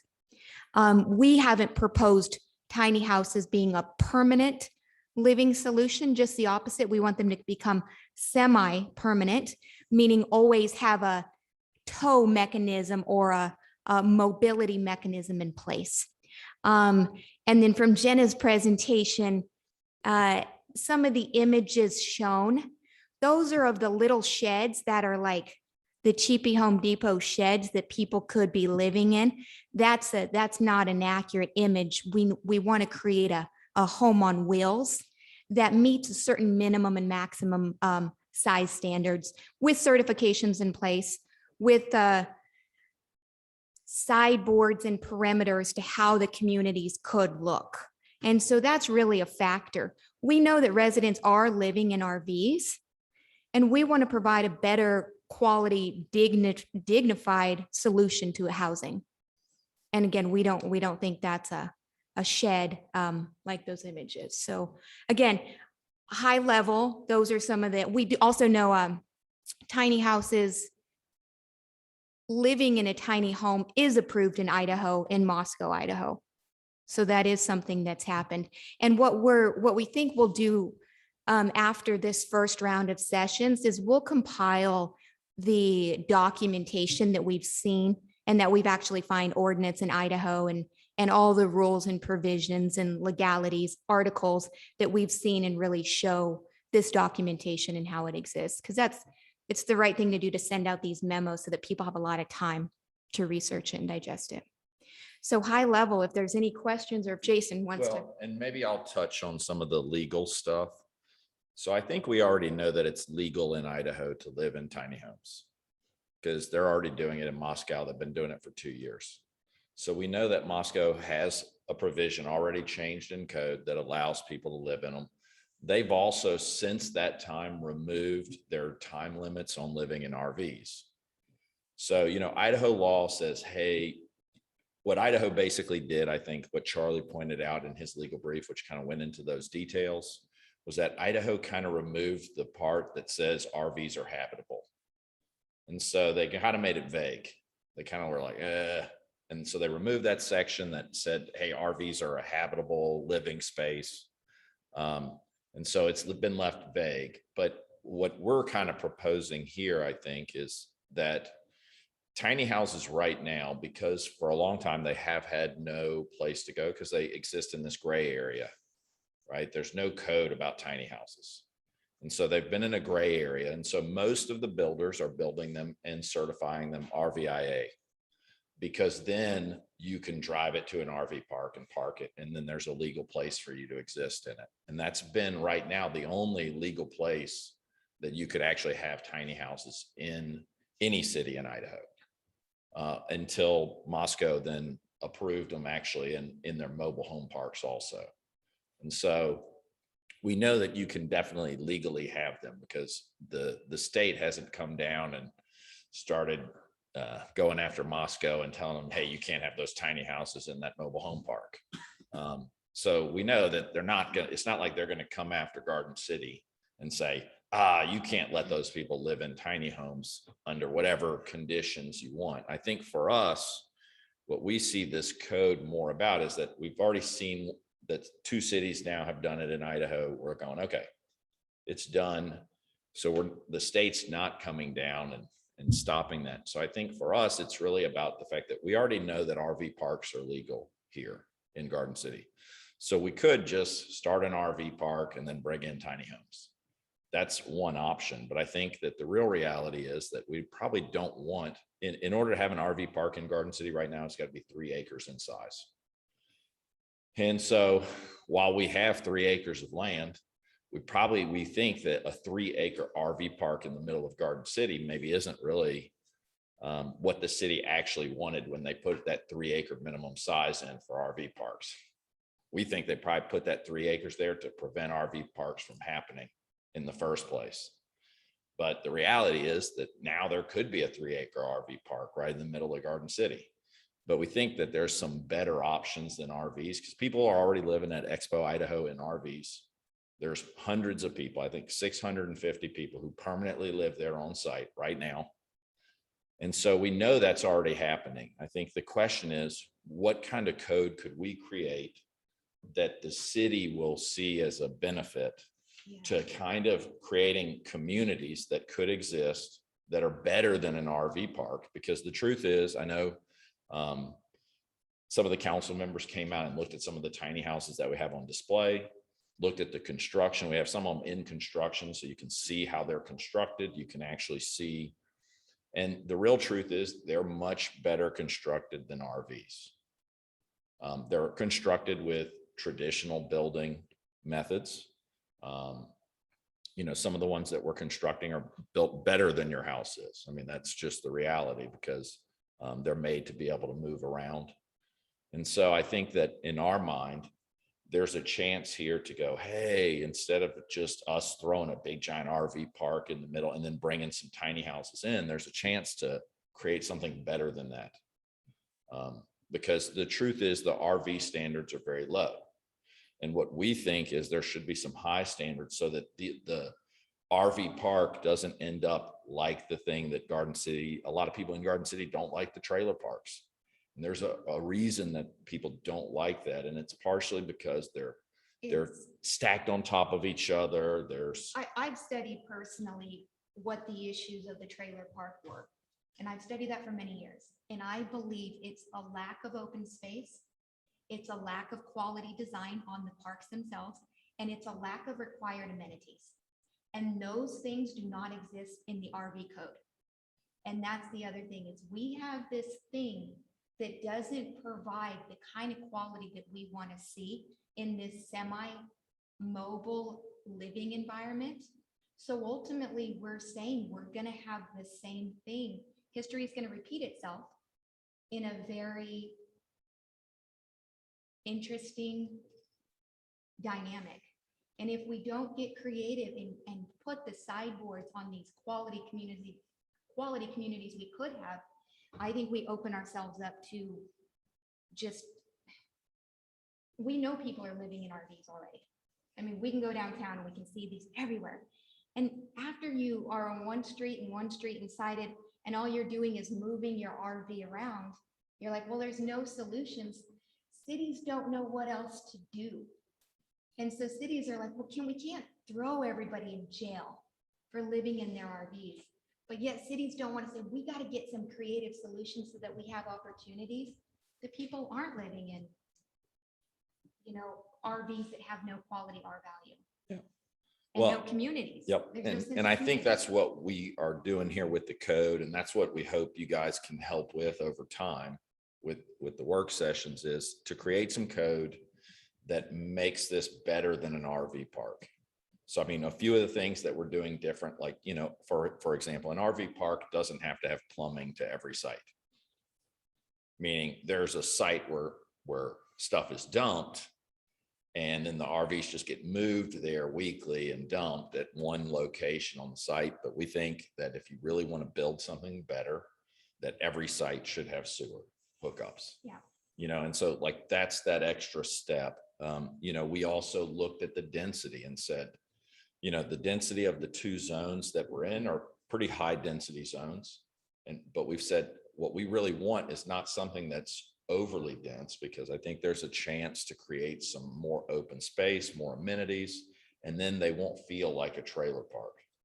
You know, I think we said to design review, like for our density that we have for the more dense zone, only about 12,000 square feet will be occupied by buildings out of a 45,000 square foot site, which means that there's going to be a lot more space, and it's not going to feel like a trailer park where they're just trailers stacked on top of each other. You're going to have space between the tiny homes.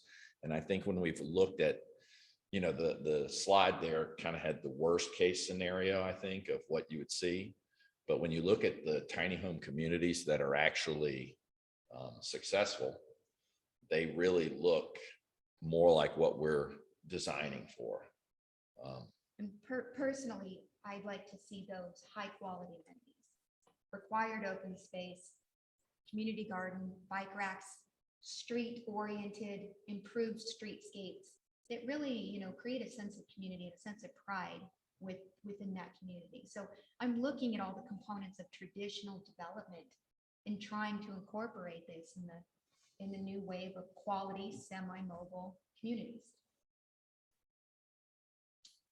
I'll also address, I think the other legal stuff that was hit was kind of, one, whether this is legal and whether it's permanent or temporary, because I think that's the part that also is going to be, it shouldn't be the thing that ties us up, because I don't think that's really the part that matters, because in Moscow, they removed their time limits. So basically, for a historical view, Idaho, for most RV parks, has put a limit on it. Garden City, for example, has, I think, a 3-month limit.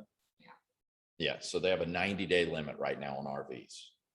That's how Garden City, I think, in their mind, make sure they meet Idaho law, where Idaho says, hey, these RVs are seasonal. Garden City says you can only have it in the city for 90 days. Now, there aren't actually any RV parks in Garden City, so Garden City doesn't enforce that currently, right? Is that correct? Yeah. So there's no RV parks here right now. But if there was one built, it would have a 90-day limit. And so every 3 months, you would be in and out. You would have to move it and then come back in. And so that's the way that most cities have interpreted this idea of it being temporary, seasonal. And so the real truth of the matter is, even if we decide that the tiny homes are going to be classified as RVs, which they can be, I think, most of them are being classified as RVs, we're going to get to pick how seasonal that is, right? We can look at it and go, okay, they're not for permanent use, but do we want to move them once every 2 years? Do we want to inspect that site once every 5 years? So we're going to actually get to choose those numbers. Like I said, the city of Moscow removed their times completely, and the state has not come down and said, you can't do that. And it's because the state doesn't actually have a law. It's just a vague thing that they removed the habitation stuff from it, and they haven't said any more about it. So nobody's coming after us, but that is the historical part of the law, which is that cities have interpreted it as just making them move meets that law. But I'm not sure that really means anything, because we know that when people move their RV at the Expo Idaho site, there still isn't a single night that they don't spend in the RV. It's just they spend that night somewhere else and then come back. And so, the reality is they're already doing that. They're already in the RV. The people who live in those RVs at Expo Idaho, they live in that every single night. It's not like they leave their RV for a few nights. And so, I think this is an opportunity for us to, like I said, put in the things that we think are important and are going to make these communities better and make Garden City better because of it, rather than just another RV park that would get proposed. Questions? Okay. We want to move into a discussion part. Jenna, are both of you guys going to participate in this with us, or one of you? I'm happy. I have a question for the applicant or the discussion leaders, I guess. Right, yeah, I guess we could clarify something if we're going to do that. Yeah, if we do that, I would like, I'm glad you came over. I was going to suggest that you come over here, and you can even push that thing in here closer if Like you a want. COVID safe circle. That barrier. And if you have specific questions, I can always pop up and try to make sure the mics can catch me.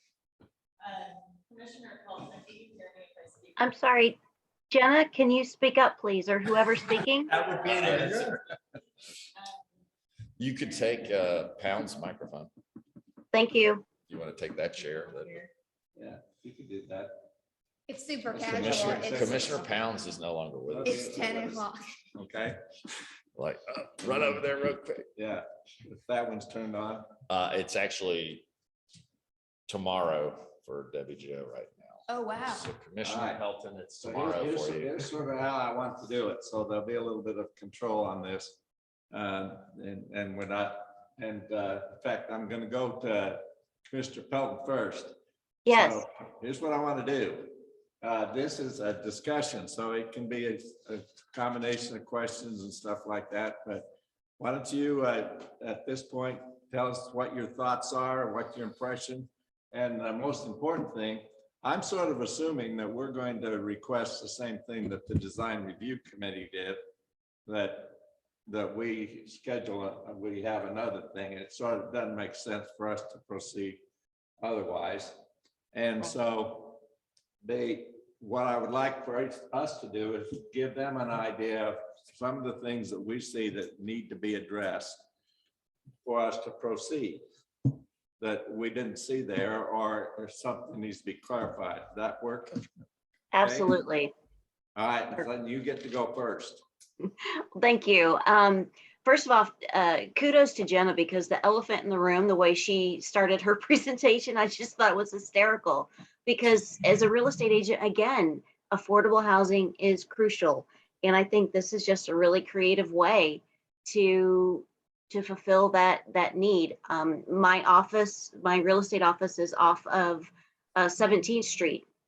And there's RVs, campers pull behind, as well as the RVs that you drive.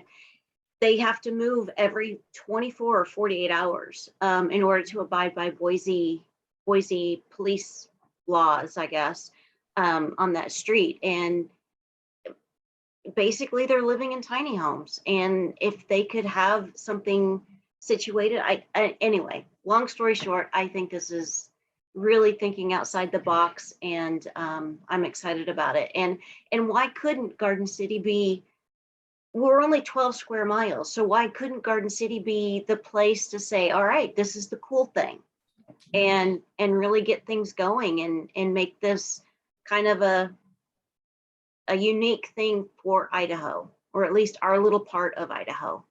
That's all. You don't have any questions? I don't. That was all my big discussion. So Okay. thank you for your presentation, Hannah and Jason. All right, why don't we go to Mr. Rasmussen? Okay, thank you. So I also agree with that I think it's very bold, if you will, to take on the whole tiny homes on wheels issue, because like you said, at a high level, I've been following it at a high level for a bunch of years, and I know how complex of an issue it is. So you deserve a lot of credit for trying to take this whole thing on.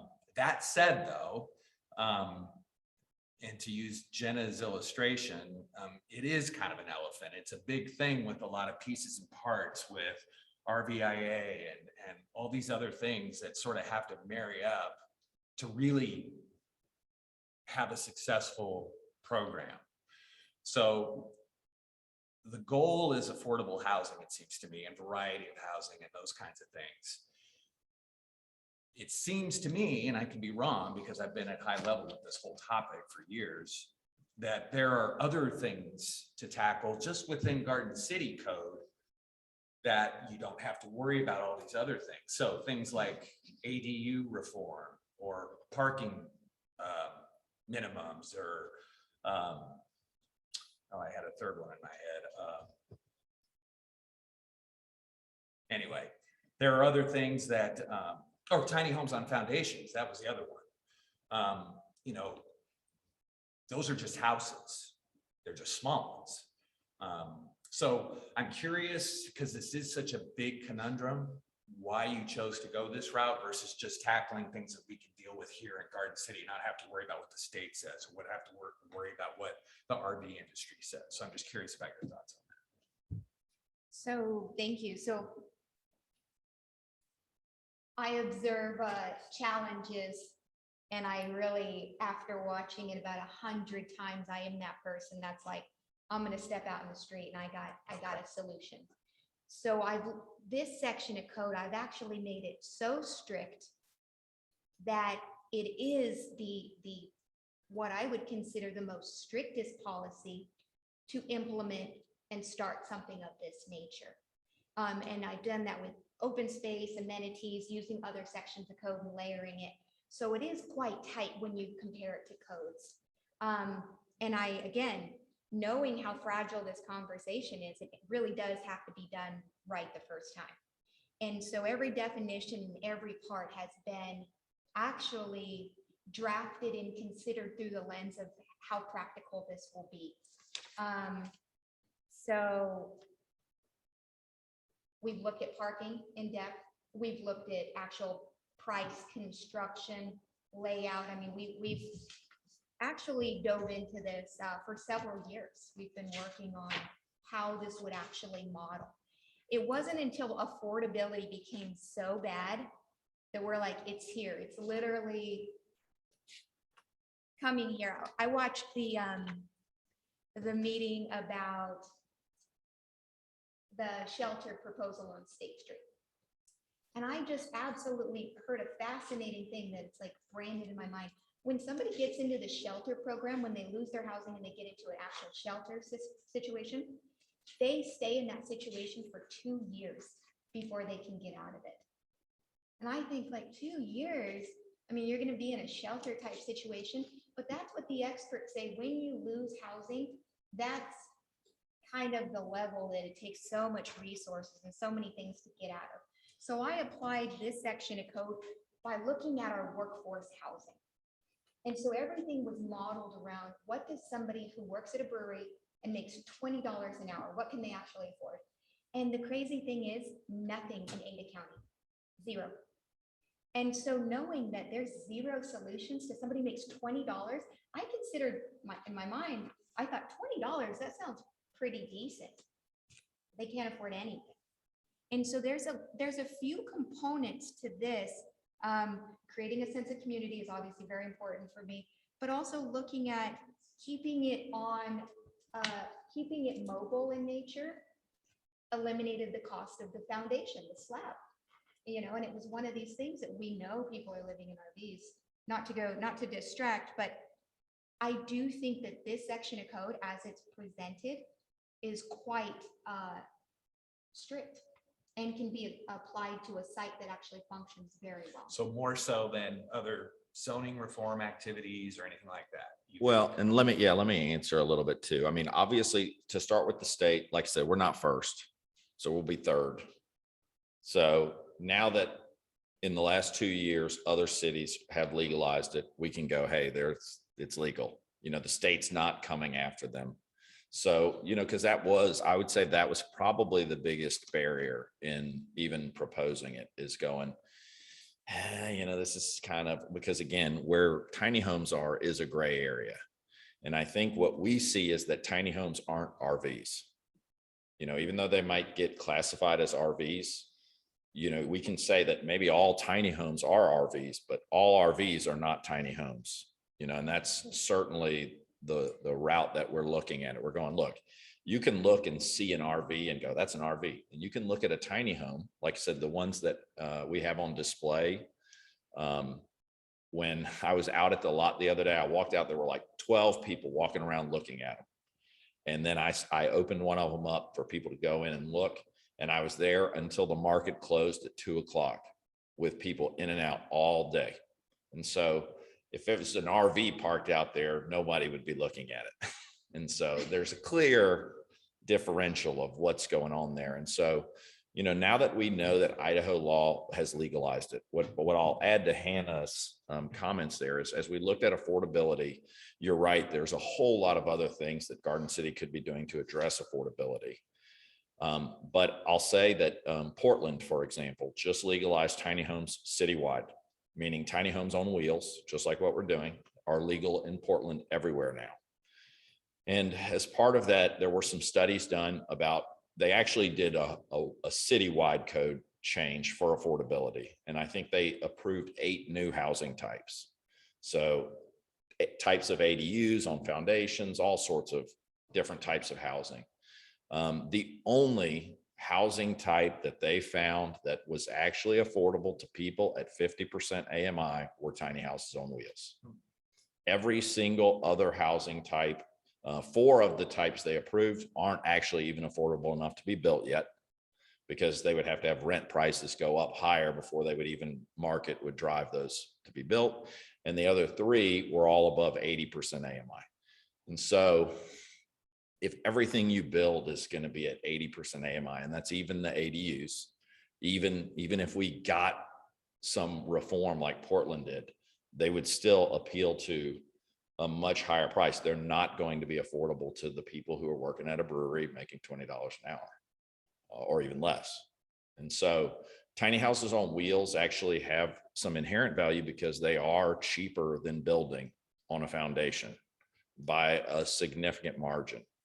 So And this isn't the only theory, but I think this is the start. We're kind of taking a different approach, saying, we know when cities are at their last straw, at a desperation, and there's major issues in the city, they take this as. I'm sorry, Hannah. Yeah. Can you please speak into the microphone? All Yep. right, thank So you. I said cities are taking this as a last approach. And then at that point, businesses have been closed. You have major issues throughout the city. And this doesn't necessarily need to be a last approach. This needs to be a planned community approach to what are the sideboards, what's the parameters to make this quality and make this function still in the aspects of affordability. yeah, I mean, I think that's our worry, is that if it just has to be an RV park and then we're just going to bring some tiny homes in, then what you're getting is not going to be the quality. And so the truth is, because again, tiny homes aren't really RVs. I mean, they might be classified as RVs, but we know there's a significant difference between the two. Like I said, nobody would be looking at my RV if it's parked off the side of the street. I want to move on here. I'm good. Thank you. Yeah, and this is long discussion, so just feel free to. Yeah, I understand. Mr. Wild. Yeah, I don't have a lot of questions. I guess Jenna said the important issue will be whether this stands the test of time. I think that's what you're both saying as well. And perhaps you, Hannah, are saying it in the most articulate way, which is, you've looked at the 3 or 4 things that make a place a community and make it stay clean. It keeps it out of disrepair and poverty, frankly. So I think this is a really bold idea. There's no doubt about it. Garden City has a reputation in this field, and it's not a good one. But I love the idea of flipping that on its head and turning it into something that we can be proud of, and maybe even making a little bit of an impact on the affordability questions. So I look forward to talking more about it. I don't have a lot to say about it tonight. The last thing I'll say is I personally, as a commissioner, don't care what Moscow's doing. We can do it better than Moscow and Wilder or whoever else is doing it. Frankly, we could probably do a lot better with Portland. I don't even know what they're doing, but they've got different problems than we do. So I would say, focus on the things that you're talking about. Do it right the first time so that we can stand the test of time. And I think that's what we're going to be adding. I know that we already got a bunch of suggestions, maybe for like adding a section that would go in the licensing, and at least looking at those things so that there's maybe some ways to follow up with what gets built. And like I said, I think we're playing it fairly safe here at the beginning, because I know design review asked us some other questions like, why is your density so low? Because the density in those zones is actually much higher allowed. And like I said, I think we're playing it safe because we could always come back 5 years from now and go, this is a little too sparse and it could get more dense. I mean, that's the nice thing about this being on wheels, is that it can be changed. Like nothing's permanent. Even your site really isn't permanent. You can always add another connection somewhere and put another tiny house. I do have a couple of comments that I want to put in here, and then I think we'll wrap this up. I would have Jenna put that picture back up again. But not, I'm gonna like allude to, she doesn't need to do that. You don't need to put it out. I'm just Okay. gonna remind you what's in it. Okay? I've been on this commission over 10 years. And during that time, one of the good things that we've done, is we've helped eliminate some of the real eyesores in the single wide trailer courts that became trailer slums. And I wouldn't want that to happen in this. And I want to commend, along with the rest of all of you addressing, because affordable housing is a real serious problem, and one that I've been studying a little bit myself. And how you eliminate that, it is difficult, and I want to commend you for taking that on. But I have a real problem on how you set standards, and I'll talk about that in a minute, so you don't wind up. You saw a picture of one of those that Jenna put up there. Those are storage buildings. Sure. That you can buy out, and you can get them out of Home Depot. We used to have a whole bunch of them across the lake from where I live. They're built by the outfit that's over in Jerome, I think. But you need to have standards so you don't wind up with those kind of things on wheels. Yep. And say that it meets it. So in order to do that, I really think that you're going to have to look into what you use as a set of standards, because what we're proposing here are not stick-built homes. If they were stick-built homes on foundations, and you came in and you wanted to build, even if it was a small one, all right, they have the International Residential Code. I as an engineer, I call it the International Building Code. And they set all of the standards that you have. Those involve not just fire, all the plumbing codes, the electrical codes, the high vac codes, those are all in there. And so if you came in and you asked to build a community of small houses, they would be subject to that, and there's a mechanism for inspecting it, because Garden City, in order to do that, has a contract with the state for the Division of Building Safety, which I've had some dealings with, and some construction I did for myself up at our place we have in Donnelly. And so they're very well qualified, but those people, they come in and they inspect it. But your proposal, they don't fit in that category. You don't want them to be. You're very precise on that. And you say, well, we can have professional builders build it, that they're going to build this, and you say, well, and what they build is better than an RV. Well, for their purposes, I would sort of question that, but I happen to be, we own an RV, a 28-foot travel trailer. It's a very high standard one, and they were built to their standards, okay? So just say that you're going to have somebody and they're going to build the high standards. That doesn't get you there. You got to have like a standard that is set down that they follow, and it would have to be inspected.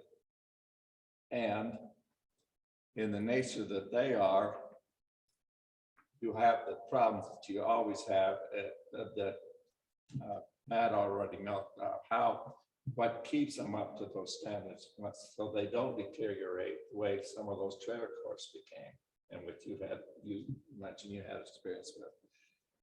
So that's one code. If they're not, they will not, you don't want them to be under the mobile home and manufactured house standards, because those are built to another set of, but they are very high standard code HUD standards. And when those are taking place while they're being built, they're being manufactured, which does that. If they have the same thing, they have inspectors.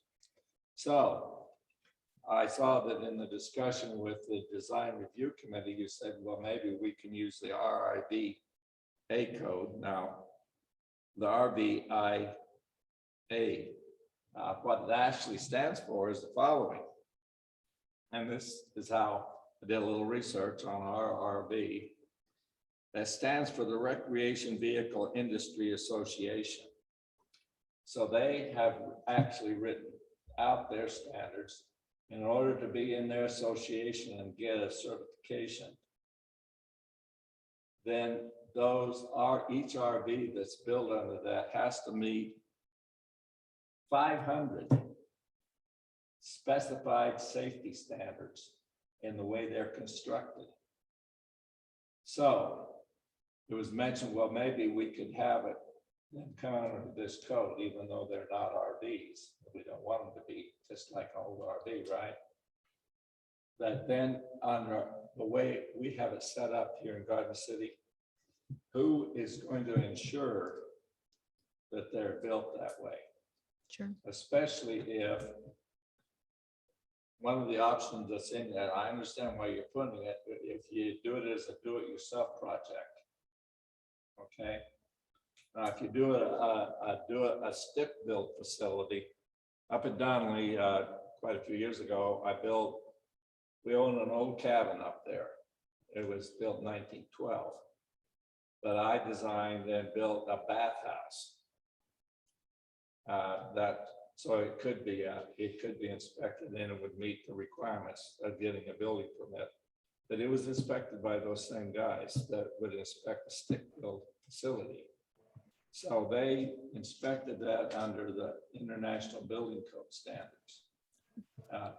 You understand what I'm saying? Sure. So one of the places that I would suggest that you need to go before you come back, some of those places, and I agree with Matt with regard to Moscow on that, but you need to find out if they did have any kind of a code they put in place for under which conditions it would require you to meet those standards.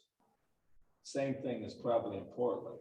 Somebody in Portland will be able to tell you, well, did they have some kind of a code that they used? And the second question, if we do this, we'll have to figure out how would that be inspected, because if you don't inspect it, then there is no way that you can assure yourself whether it's a professional builder or somebody that's doing it as a do-it-yourself project. So I would request that we do schedule. I want to come back like I'm serious. I commend you with what you're trying to do, but as you yourself said, we're going to have to really be careful on the sideboards that we put it. Sure. So we haven't just replicated something that we are sort of proud of that we're eliminating. Sure. Slowly but surely. And the other thing that I think that you need to sort of look at and this is directly as a result of how we use our RV that my wife and I have. I think that you need to look at your proposal of what the minimum size, 120 square feet. I believe in a building, that's what you're building. You're building a building, stick-built building on wheels, right? I don't see how you can get a full service kitchen, bathroom, living area in that small of a space. And I think I might want to look at our recommended changes that we just made in September to the auxiliary living habitat, whatever it's called. Gotcha. ADUs, the ADU code.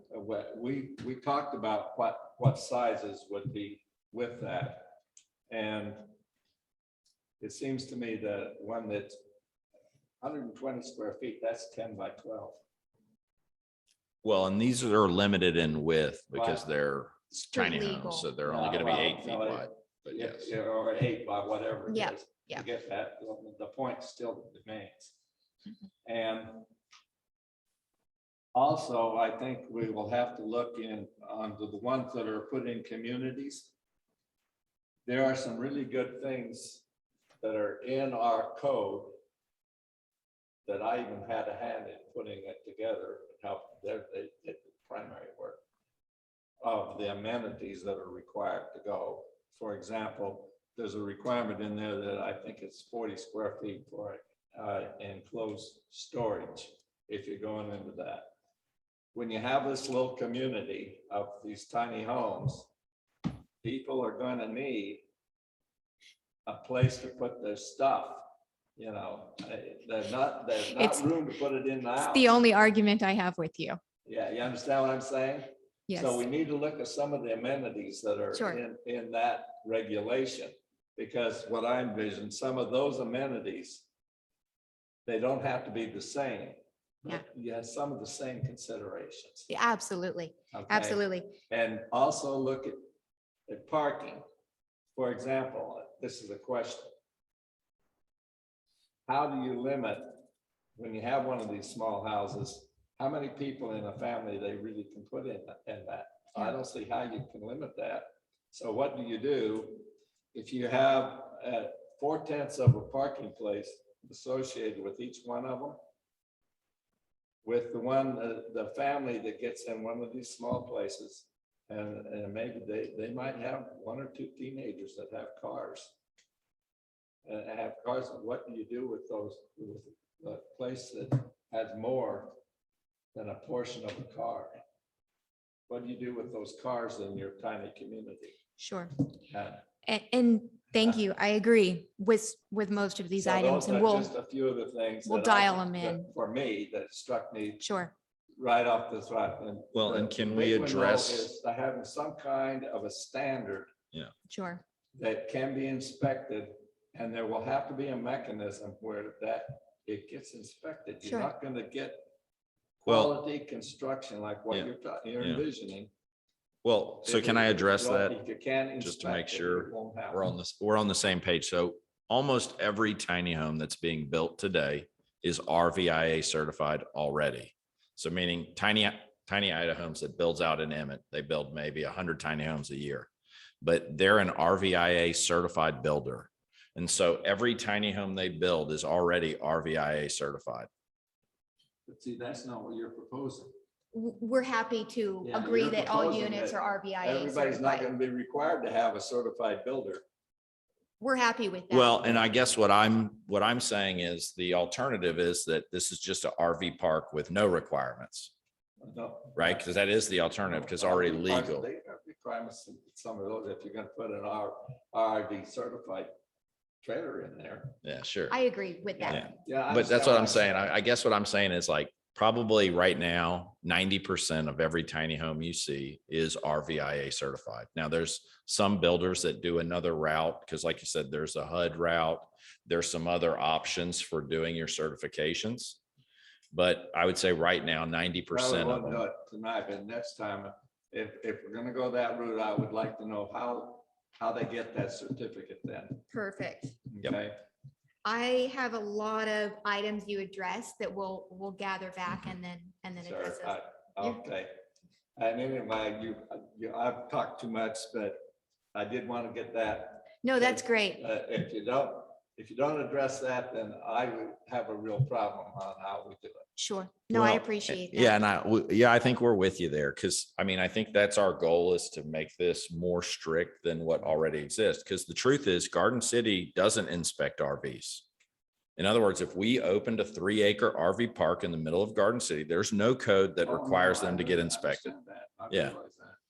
And so, you Well, know, it's And like, there's no amenities, so we Right. want to raise the bar. Yeah. And I'll address outbuildings another time, but it's my number one thing that I think it's a major actual negative to the visual aesthetics. And what I find with any storage is people, if they have a storage, they buy more stuff. And we need to say, you're not putting all your stuff in this cheap storage box. You need to learn to organize and have it visually aesthetic. So I don't like outbuildings, because I've also seen in the East End, when a trailer home gets moved, for every one, there's 3 outbuildings.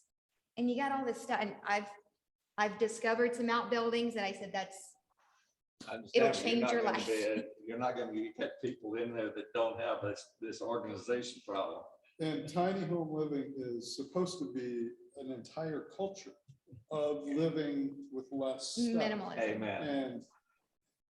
And as you gotta time say- Goes on. You got to say they that. learn They want more stuff. You have to say you gotta keep a Everybody clean does. space. You gotta not have exterior stuff. You gotta put your seasonal furniture away. You have to say that.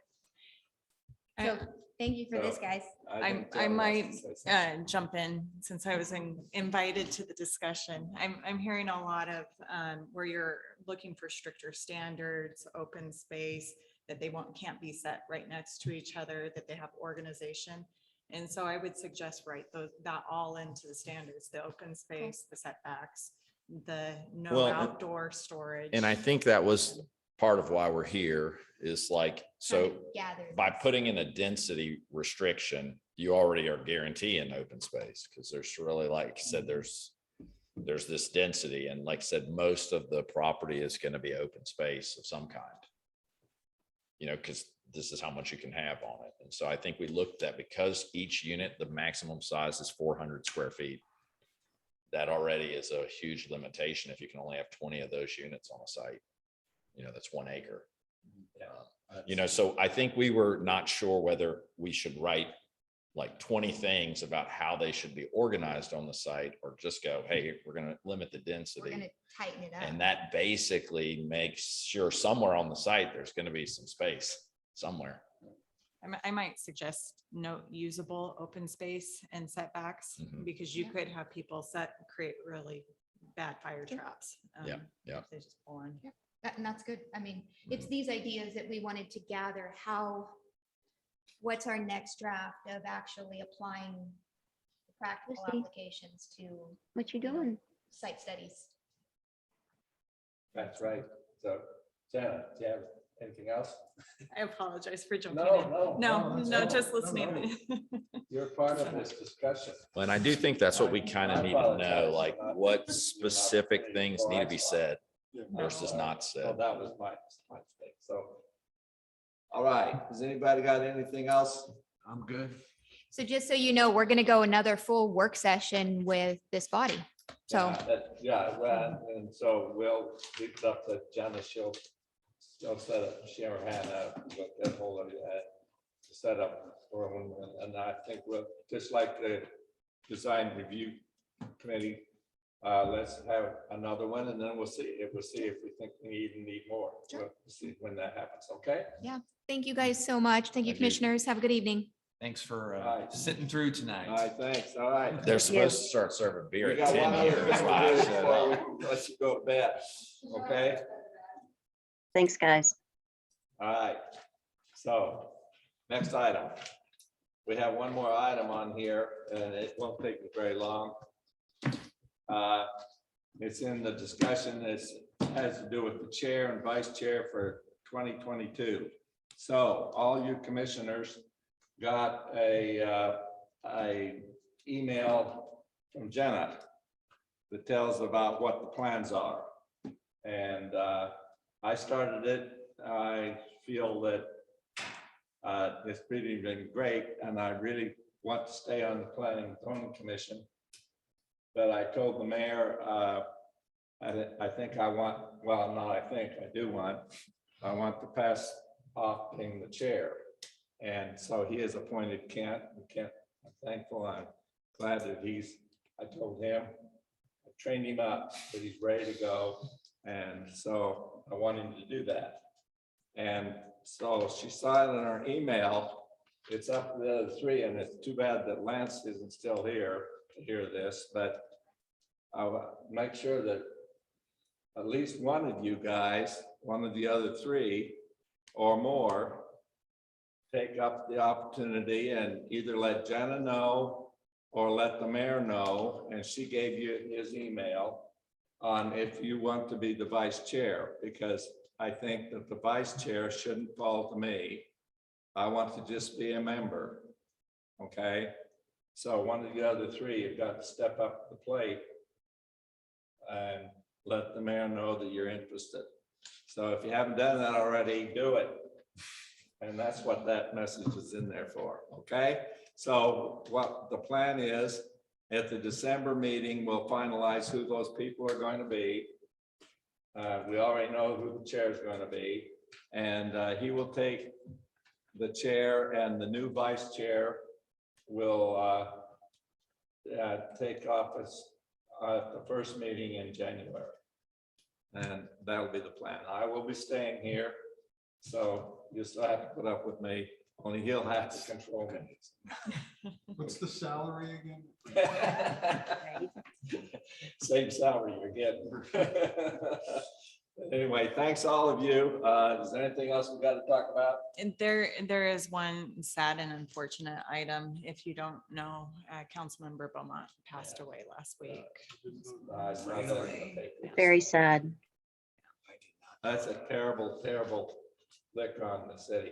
She is, long before I knew any of you people, I was dealing with Pam on fixing up a bunch of the streets and stuff, having her role on the urban renewal. And she had done as much or more than any other citizen in Garden City to make Garden City what it is today, in my opinion. That's sad. Sad. Yeah, thanks for reminding us. He will be, she will be missed. Yes, so I declare us adjourned at 22:46 military time. All right? Thank you, All right, everybody. kids. Yeah, I You're all hope your very much ankle keeps appreciated. getting better. Thank you, You sir. do what the It's, doctors tell you, though. I'm doing it. All right? It's time for bed, though. It's almost 1 o'clock. Feel better, Debbie. Thank you very much, you guys. We'll see you soon. All right. Bye-bye.